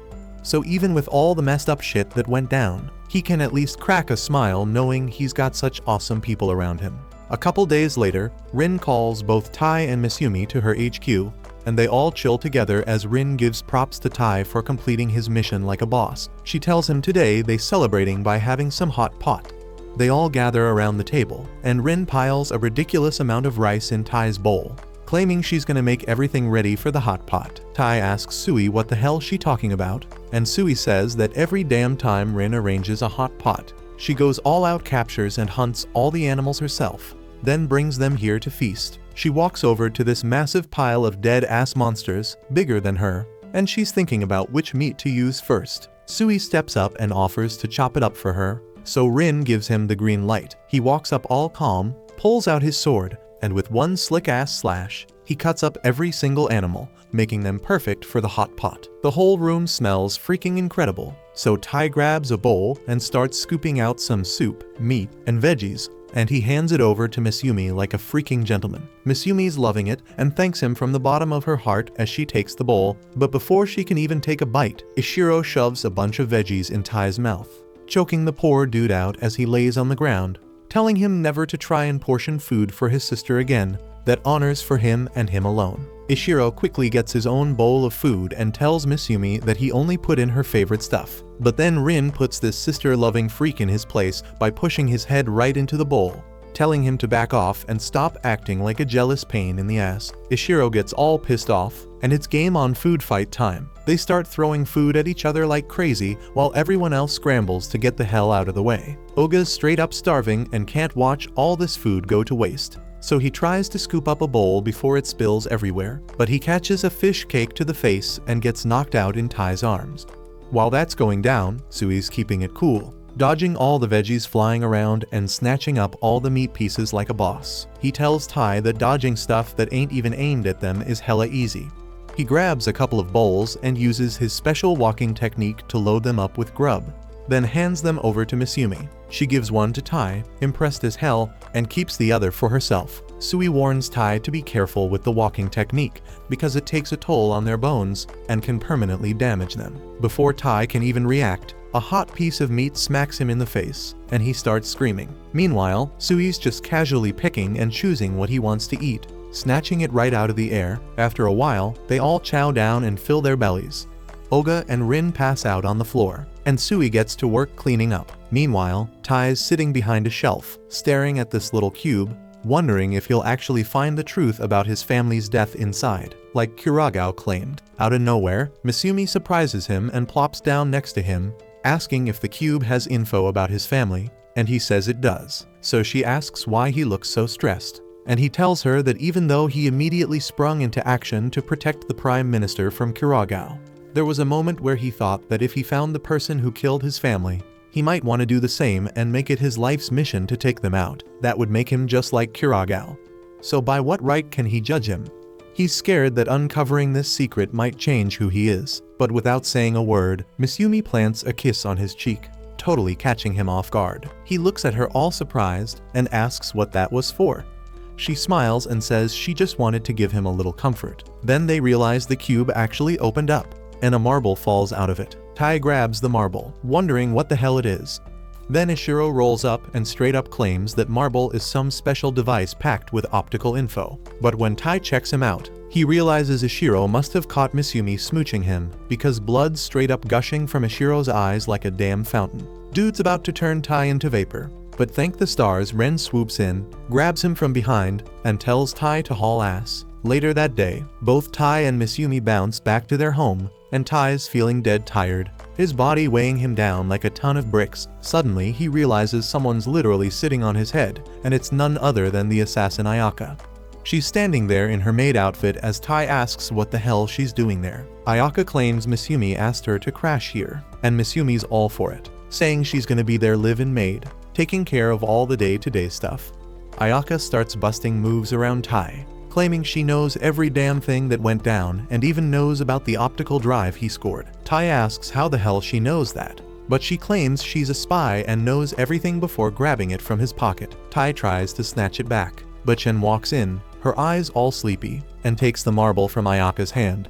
She checks it out and says it's not only ancient as hell, but also a bit messed up. She tells Tai it's gonna take a hot minute to extract the data from it. Meanwhile, Misumi calls Ayaka over to teach her how to make some bomb-ass tea. Tai asks if it's a good idea to have a literal assassin spy in their house, but Ayaka says it's all good because Tai's bounty's gone through the roof after his last mission, and he's getting hella famous in the underworld. That means there's gonna be a gang of assassination attempts, and he needs to be ready.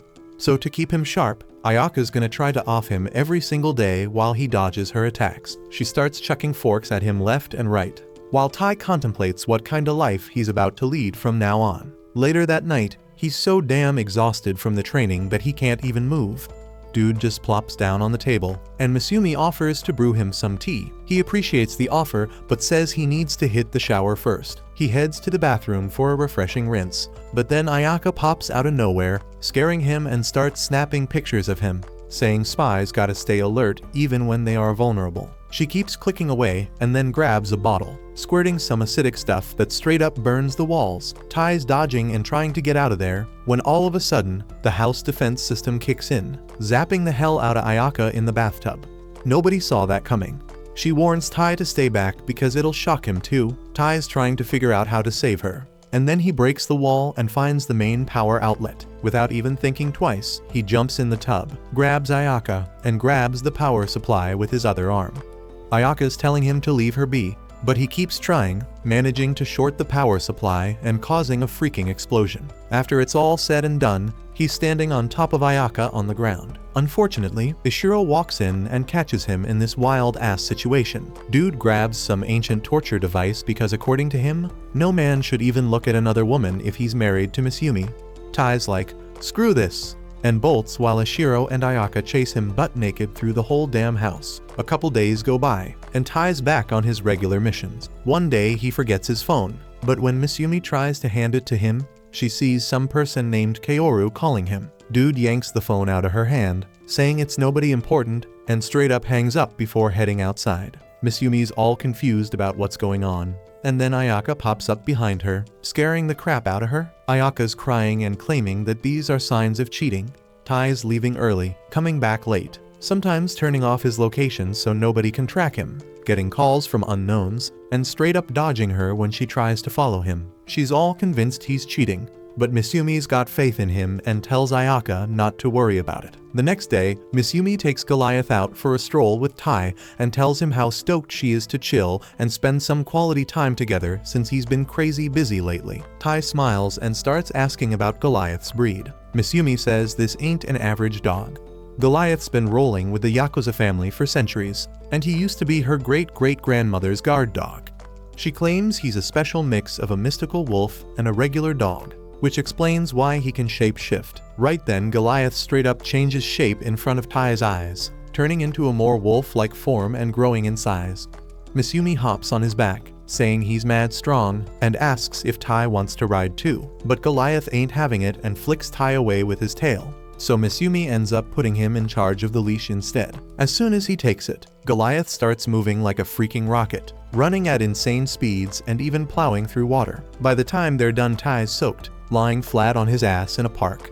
Suddenly, a couple of kids roll up to check out Goliath, and Miss Yumi goes over to chat, but out of nowhere, Goliath senses something's off, and an explosion goes off. Thankfully, Miss Yumi saves the kids while Goliath shields her, but then they realize Tai tried to save them too and took the full blast. This pisses Miss Yumi off, and she tells Goliath to sniff out the culprit.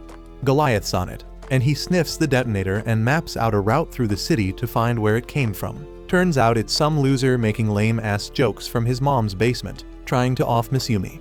Dude's sitting there staring at his computer, shocked to see she's still alive, but then Goliath busts through his door, storms in, and straight up ends him in an instant. Later that night, Tai gets a call, and he straight up hides it, acting all shady and saying he gotta bounce back home. Miss Yumi ain't pressing him with questions and tells Goliath to take them back. But to their surprise, this time Goliath actually lets Tai ride on his back as they head home. When they get back, Ayaka straight up attacks Tai, accusing him of cheating.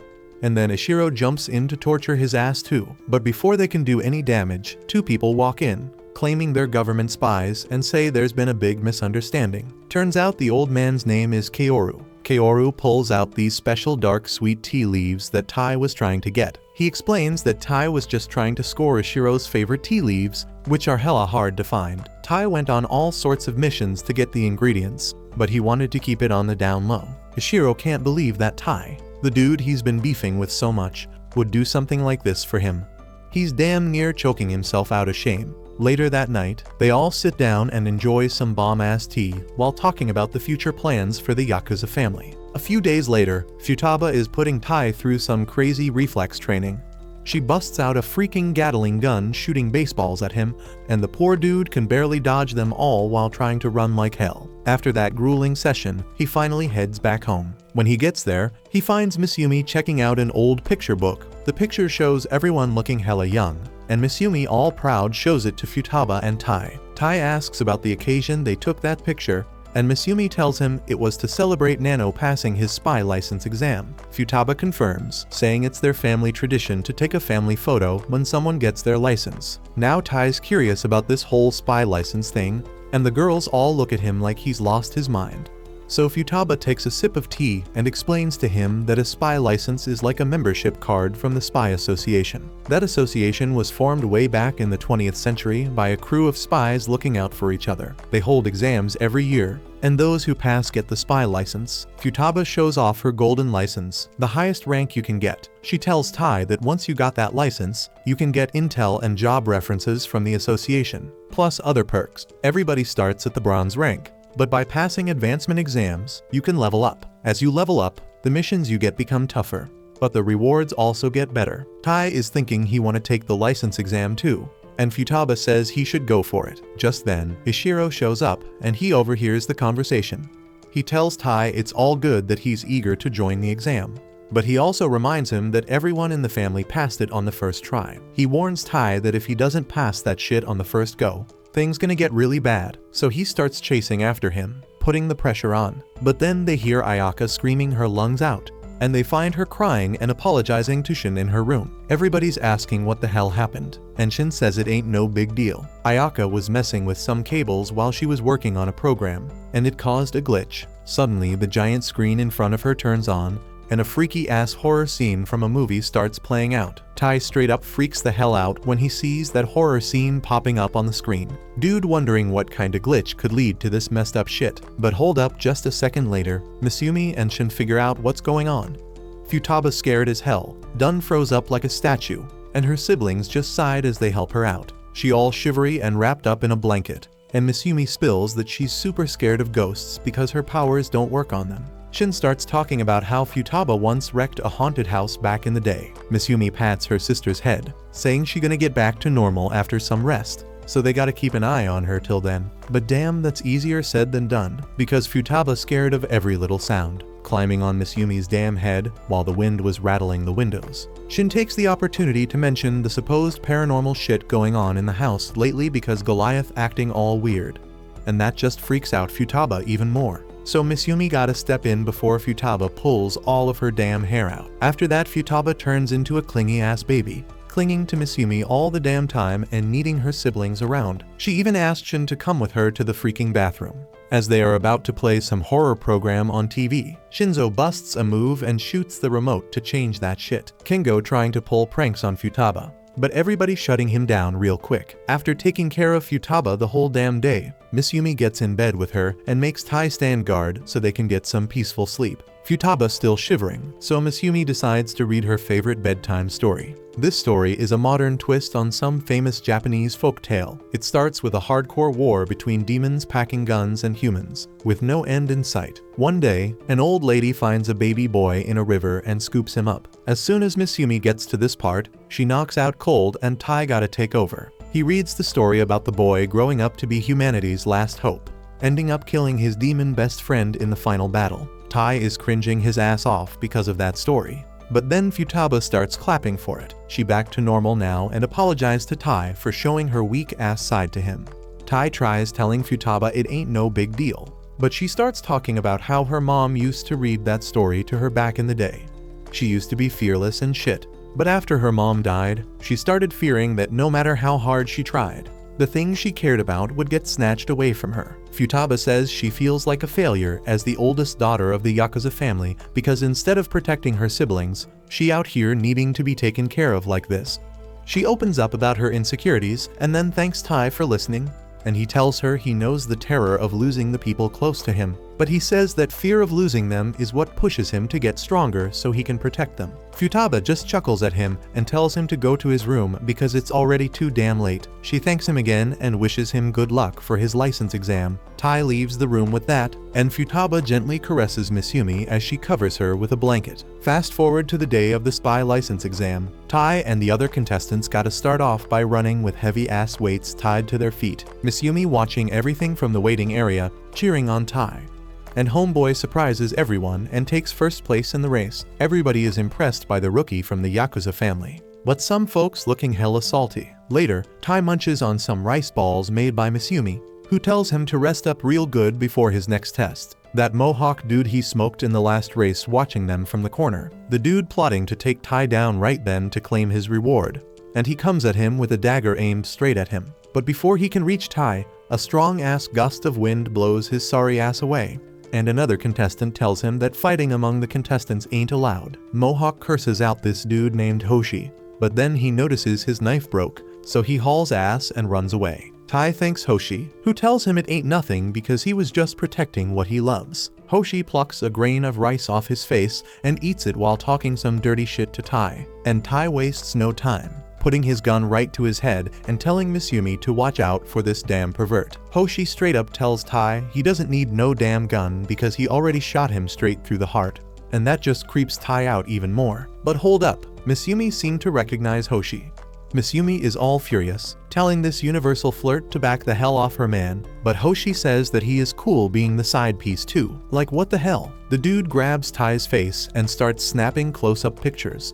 And he even got a tiny doll of Tai made from his leftover clothes and hair from his mission sites. Tai is straight up freaked out by now, but then they go and announce the next test, and Hoshi grabs his hand and drags him away. Next up, They gotta free themselves from chains underwater, and Tai breathes through that shit like it's nothing. Hoshi be right there at the next tank, telling Tai he looking mighty fine all wet. Then they throw in a game of hide and seek with some big ass executioners chasing after them. And Hoshi manages to find Tai in the mix and gives him one tight ass hug. This causes Tai to freak out, and because of that he attracts the attention of the executioners. The next challenge is defusing a bomb, and Tai handles that with time to spare. But Hoshi still hanging around, pestering him like a damn mosquito. Then it's a written exam, and if you mess up, they yank you up and stick you in the damn ceiling. Tai is struggling with the exam, so Hoshi decides to show him his answer sheet, where he done solved all the questions. Lucky for Tai, that was the last test, and the spy license exam wraps up right there. All the contestants in the gallery, and they telling them it's time to collect their spy licenses. But hold up, they got one last challenge before they can get their hands on their licenses. The whole damn place start crumbling, and everybody hauling ass at full speed, while others are falling left and right. Tai and Hoshi are dodging all the traps like straight up ninjas. That Mohawk bastard is showing up too, and he sees this as the perfect chance to smack Tai in the face and knock him down. The ground is crumbling beneath him, ready to fall at any damn moment. But Hoshi comes through. He is right behind Tai, swinging his fan and launching his ass ahead to safety, while he himself falls into the pool with all the rubble. But hold up, Tai ain't letting him go that easily. He holds onto Hoshi's hand. Even though the whole damn hallway is still crumbling around them, Hoshi, moved by Tai's determination, uses his fan to create a gust of wind that lifts both of them up. They land on solid ground, with Hoshi holding Tai in his arms,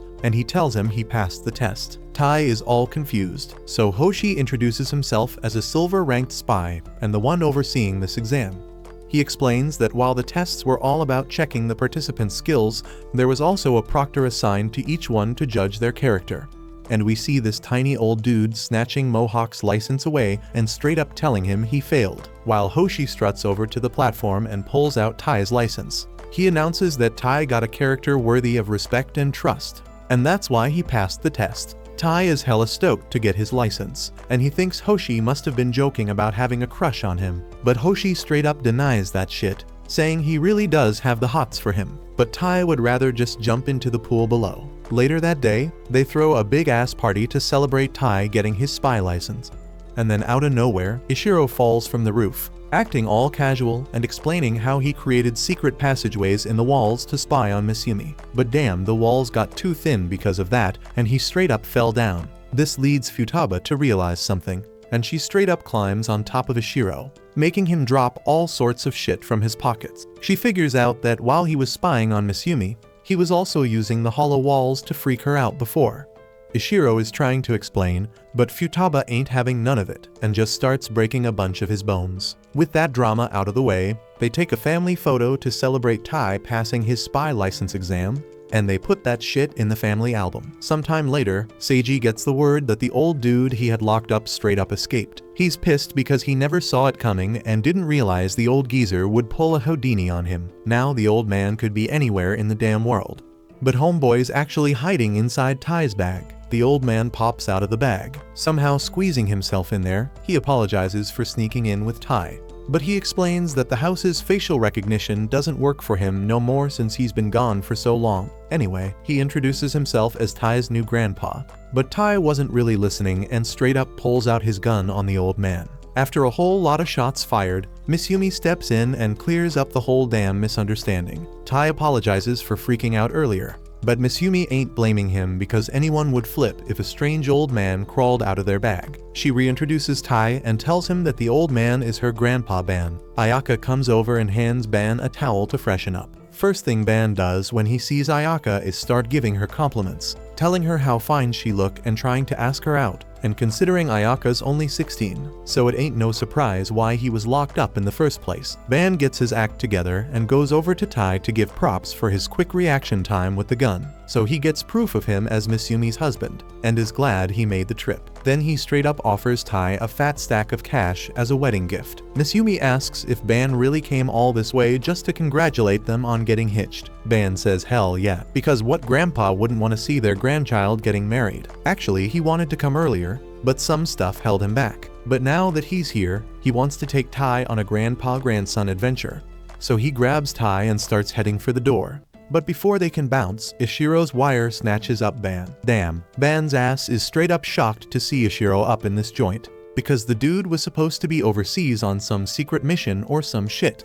He got a call from the cops to bust that escaped Ban Yakuza, and now he's back. Ban starts bitching about how Akiro's blowing things out of proportion. He explains that he's just been put in a maximum security prison as part of a secret mission, so he just wants to add a little fun before he returns. But Ishiro ain't having none of it. He knows Ban's mouth is as loose as a damn cannon, and he'd spill them national secrets without even thinking twice, just to impress the ladies. So in the name of national security, Ishiro straight up bans Ban from leaving the home.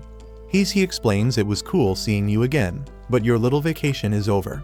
Go back to prison quietly, or else shit's gonna get real ugly. Ban finds that shit hilarious because he thinks he's unstoppable. Ban finds it funny that Ishiro thinks he can actually stop him from going where he wants when he is the oldest and most experienced living member of the Yakuza family.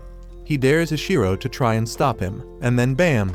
He slips away like a sneaky ninja, tosses a smoke bomb to cause chaos, and disappears into thin air. When the smoke clears, Ban's long gone, and he took Tai with him. Ishiro gets a call from Seiji, and Ishiro tells him that Ben managed to slip away from him.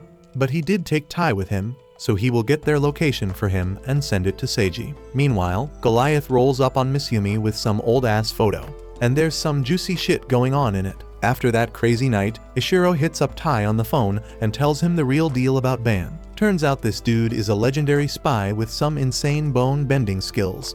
He can dislocate his joints like it's nothing and escape from any damn facility. He's got mad secrets stashed away from all his years in the game. So there's a whole army of people who want to get their hands on them. If Tai gotta get a little rough to stop him, that's cool, but he better make damn sure he snags Ban before things go all crazy. Tai's down to stop Ban, so Ishiro asks what Ban's currently up to. Turns out, he's straight up flirting with a bunch of ladies, and he starts spilling state secrets to impress them. Like no big deal. Tai tries to shut him up by covering his mouth, but Ban slips right through his fingers and dips out. So then Ban tells Tai he's way too young to catch a seasoned pro like him. But Ban peeps that Tai's one step ahead because he already glued Ban to a chair. Now Ban's straight up stuck. Or at least he would be if he wasn't totally cool with just chilling in his underwear. He tells Tai he's got a ton to learn if he ever wants to lay a finger on him, but he's welcome to try as much as he wants. After a bunch of failed attempts, Tai finally throws in the towel and accepts that he ain't catching Ban. But he's still wondering why Ban went through all that trouble busting out of prison if it was just some undercover mission. He could have waited till the mission was over. But turns out, today's a special day for Ban, even though he doubts Tai would get why it's meaningful to him. Then the bartender rolls up and recognizes Ban from a couple years back, so he offers him some of his favorite alcohol. Ban's stoked because it was his wife's fave drink too, so he offers Tai a glass. But Tai refuses since he's still too young to drink. Ban starts whining about Tai being all strict with the rules and how at this rate, he's never gonna get any great grandkids from him. Tai spits out his drink in shock, but Ban's dead serious about wanting them great grandkids. So he says he'll tell Tai all about how he made out with his wife back in the day. Tai ain't trying to hear it, but Ban keeps talking anyway. He starts by talking about how gorgeous and cheerful his wife was. Before he met her, Ban didn't give a damn about anything, not the world or even himself. But everything changed when he met her. She was the first person Ban actually cared about, and she wanted him to take care of himself as much as he did with her. Ban says she was an amazing woman, way too good for a guy like him. He gets the vibe that Tai can relate to his story, which is why he wanted to share it as someone who also married into the Yakuza family. Love might be infinite, but your life's still gonna end one day. So Ban wants Tai to cherish every moment so he doesn't regret a damn thing. He just wants is for Tai and Misumi to be happy as hell. So Tai tells him not to even trip because Misumi's already making him happier than he's ever been. And he's gonna go all out to make sure Misumi feels the same way about him. Ban's stoked to hear that and says he'll take Tai to another bar with even better service to show him a sick time. But out of nowhere, this old lady walks into the bar, and before Ban can even clock her, she slaps some handcuffs on his wrist. The old lady warns Ban that if he tries to yank them off, they'll explode, so he better watch himself unless he wants to blow his wife's hand to pieces too. Misumi finally shows up and says sorry to Tai for taking forever. She introduces the old lady as her grandma Keiko, and Tai's mind is blown because he thought Keiko was dead or something based on how Ban was talking. Ban starts hugging Keiko and straight up asks her out on a date, claiming he went through the trouble of getting advice from the ladies here to score the perfect gift for her and even got her fave wine. But damn, even though Keiko would love an anniversary date, they both still got a ton of work to handle. So she asks Ban to head back to prison and keep up his undercover job. Eventually, Ban agrees to go back, and Tai finally gets why he went through all the trouble to escape, because it was his freaking anniversary with Keiko. Even Misumi forgot all about it until Goliath showed her that photo earlier. And while Tai still thinks Ban was reckless as hell for causing so much trouble, he gets the feeling of wanting to be close to the one you love. Misumi was eavesdropping on Tai's conversation with Ban and heard all about how Tai said he ain't got no regrets marrying her and how it's the happiest thing that happened to him, and she feels the same way. Meanwhile, on the car ride, Ban tells Keiko how Misumi found herself an amazing husband. Keiko agrees, just like she knows she's lucky as hell to be married to Ban too. A few days later, Ban breaks out of prison again to visit the family, but when he shows up, Ayaka's the only one there. He asks her where everyone went, so she says that they dipped for the monthly shopping trip, and Ban's bummed because he didn't make it in time to roll with them. Meanwhile, at the mall, everyone just finished eating, and they all got their own stuff to handle, so they decide to split up for now. But before Ishiro dips, Futaba asks him to pay the bill for all of them because he's the oldest. Ishiro ain't having it because he couldn't care less about anyone here who ain't Misumi. But then Misumi asks him to pay, flashing that cute charm, and he can't resist. Once the bill's paid, they agree to meet back in 2 hours. While strolling with Misumi, Tai realizes he hasn't hit up this mall in ages. He asks Misumi what they gotta buy here, and she goes over the list, saying it's the usual shit like toilet paper, milk, bullets, and hand grenades. Misumi slides over to a coin machine and drops 100 yen, scooping up like 20 hand grenades. Then she hits up the Starbucks counter and orders 100 kilos of bullets, getting exactly what she asked for. Tai's starting to question if this is a regular ass mall or not. Misumi confirms his suspicions, spilling that this place is a supplier for spies, con artists, and all sorts of underworld peeps. But they still gotta do some serious shopping, so Misumi tells Tai to hustle.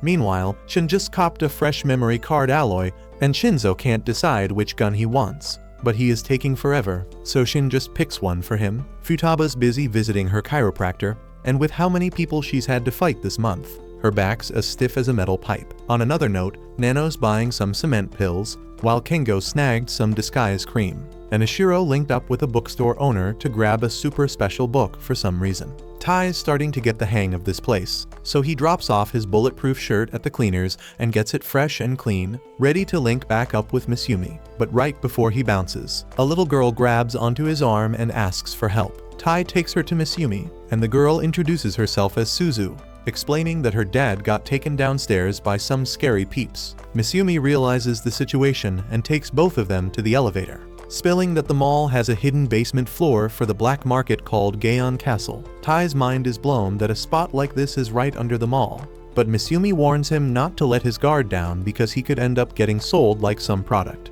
The only reason they ain't getting attacked yet is because folks know how dangerous it is to mess with Misumi. Suzu overhears her dad getting roughed up, and it turns out he used to be a mule for the drug cartel, but he quit when he had his daughter. Now the cartel's trying to snatch his eyes and lungs, but before any bad shit goes down, Tai steps in and knocks the bald-headed psycho out cold. Suzu finally reunites with her dad, but Tai and Misumi got bigger problems because now the whole damn black market is after Tai with a $500,000 bounty on his head. Tai's got skills, but taking on this many people at once is straight up impossible. Luckily, before he gets swarmed, Ishiro swoops in to save the day with the rest of the family. And when they're done, the black market is wiped out, and the basement floor comes crashing down. Everyone bounces from the mall together, and as far as the Yakuza family goes, this was a damn successful shopping trip. Back on the day Tai and his family were rolling down the highway, Tai was all hyped up, showing off his mad video game skills to his little brother. His mom was straight up complaining about how he puts way more effort into his games than school, but his old man ain't much better because he's all about work, barely spends any time with them as a family. Recently the dude got a break, so they planned a dope camping trip, but damn luck wasn't on their side because it starts raining cats and dogs as soon as they get there, so it's going to be ruined. The father apologizes to everyone, But Tai tells him it's okay and keeps doing his thing and playing his game. That's when shit hits the fan and the car spins out of control, and his whole family gets wiped out. Tai then awakes from that freaking nightmare and lies in bed for a few minutes, thinking about what went down. Later that day, he heads to Shin's room so she can analyze this optical storage thing they got from Kuragao, and turns out it's the guest list from their parents' wedding reception. Most of the peeps on there were regular civilians, so a public wedding ain't too strange. But what's weird is that Tai's parents were on that list too. They can't draw any solid conclusions just from a guest list. But Shin knows one thing for sure. There had to be some connection between the Yakuza family and Tai's parents before they were even born. Tai seems oddly calm about the revelation because ever since Kuragao dropped the bomb that someone's behind his family's death, Tai's been mentally prepping himself for anything that comes his way. Right now, though, he's worried about Misumi because she's all shocked up. She starts crying and says they should get a divorce because she thinks she doesn't deserve to be married to him. She blames herself for his parents' deaths because they got mixed up with her family, so she feels guilty as hell. But Tai grabs her hand and tells her they don't know for sure if the Yakuza family caused the accident. And no matter what the truth is, as long as Misumi wasn't directly involved, he'll never stop loving her, so she better stop talking about breaking up. But with all that said, Tai still wants to uncover the truth about what happened to his parents, so he asks Shin to help him out. Shin says she was already planning on helping him from the get-go, because he's her little bro now. But damn, this info came as a shocker to her too. Normally, all data about the previous generation of the Yakuza family gets wiped out for confidentiality reasons. So the fact that this list is still kicking means the criminal underworld must be involved in some way. They ain't got no other lead, so Shin thinks it's worth hitting up the spot where all the info ends up. The Library of the Dead. Tai follows Shin's lead and heads to the park. He spots a manhole cover right smack in the middle of the damn ground. He goes down, and Shin fills him in that the Library of the Dead is some private organization sponsored by the Spy Association. So the info there is on point, and maybe, just maybe, he can finally find out why the hell his parents died. But Shin reminds him to watch his back because places like this are always a damn challenge. As Tai steps in, he peeps some dude reading a book and laughing. But out of nowhere, the librarian stabs him straight through the damn head. This chick Mei takes the whole quiet policy hella seriously.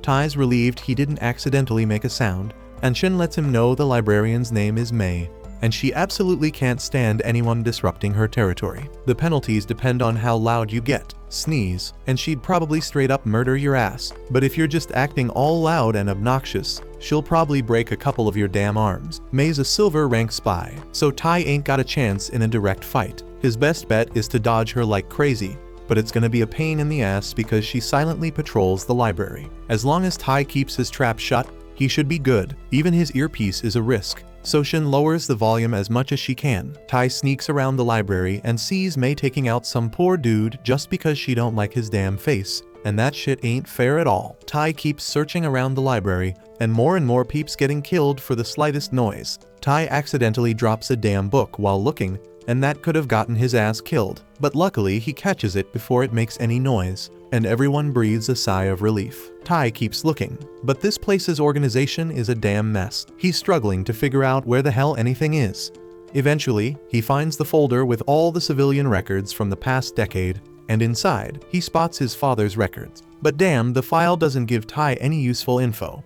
He's pissed he risked his life for nothing. But then it hits him. There's a damn slot in the book for the optical storage device. He pulls it out and inserts it in the hole, and once he does so, the pages of the book go through a crazy transformation and reveal a file saying that Tai's family got wiped out by Tenpopo. But then shit hits the fan because the book starts self-destructing, and in a matter of seconds, it straight up blows the hell up. The sound was deafening, so Shin warns that Mei's definitely gonna be coming after him now, and Tai better duck to avoid her. Tai manages to dodge Mei's first attack, and with Shin's guidance, he blasts an electric shock at an outlet, causing the whole damn library to go dark. In the cover of darkness, Shin tells Tai to haul ass and make a run for it. But as he's trying to escape, Mei catches up because even in the dark, she can track him down just by the sound of his movements. She's going to enjoy tearing him apart, so she charges at him. At the same time, Shin tells Tai to turn around and bolt into a nearby corridor. Right then Misumi comes up with a genius idea. She tells Tai to take off his earpiece and point it at Mei. And when he does that, she cranks the volume up to the max and screams into the mic, knocking Mei the hell out. Misumi figured out that Mei must be hypersensitive to sound, which is why even the slightest noise gets on her damn nerves. Soshin's top-notch earpiece overwhelms her ears and makes her pass the hell out. Other than almost kicking the bucket, Tai manages to get a lead on who offed his parents. So later on, he goes to Ishiro for help in tracking down Tampopo. But damn, Ishiro takes the chance to inflict some serious pain on Tai. While Tai's all tied up, Ishiro spills that he's heard about Tampopo before. And it ain't just Tai's family that they took out. They also killed Misumi's mom.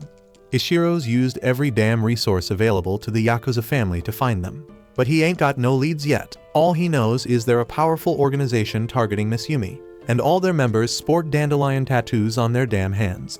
It's been hella frustrating for Ishiro, but Tai pleads with him not to take it out on him. Ishiro calms his ass down and now mentions he gotta give props to Tai because his recent revelation about Tampopo's involvement in his parents' death helped him narrow down his own search. Since Tai's pops worked in the medical field, Ishiro found out that around the time Tai's family bit the dust, 15 other medical professionals died in similar accidents. And the one damn thing all these peeps had in common is they all had some kind of connection with the boss of the Kawashita clinic, Makoto.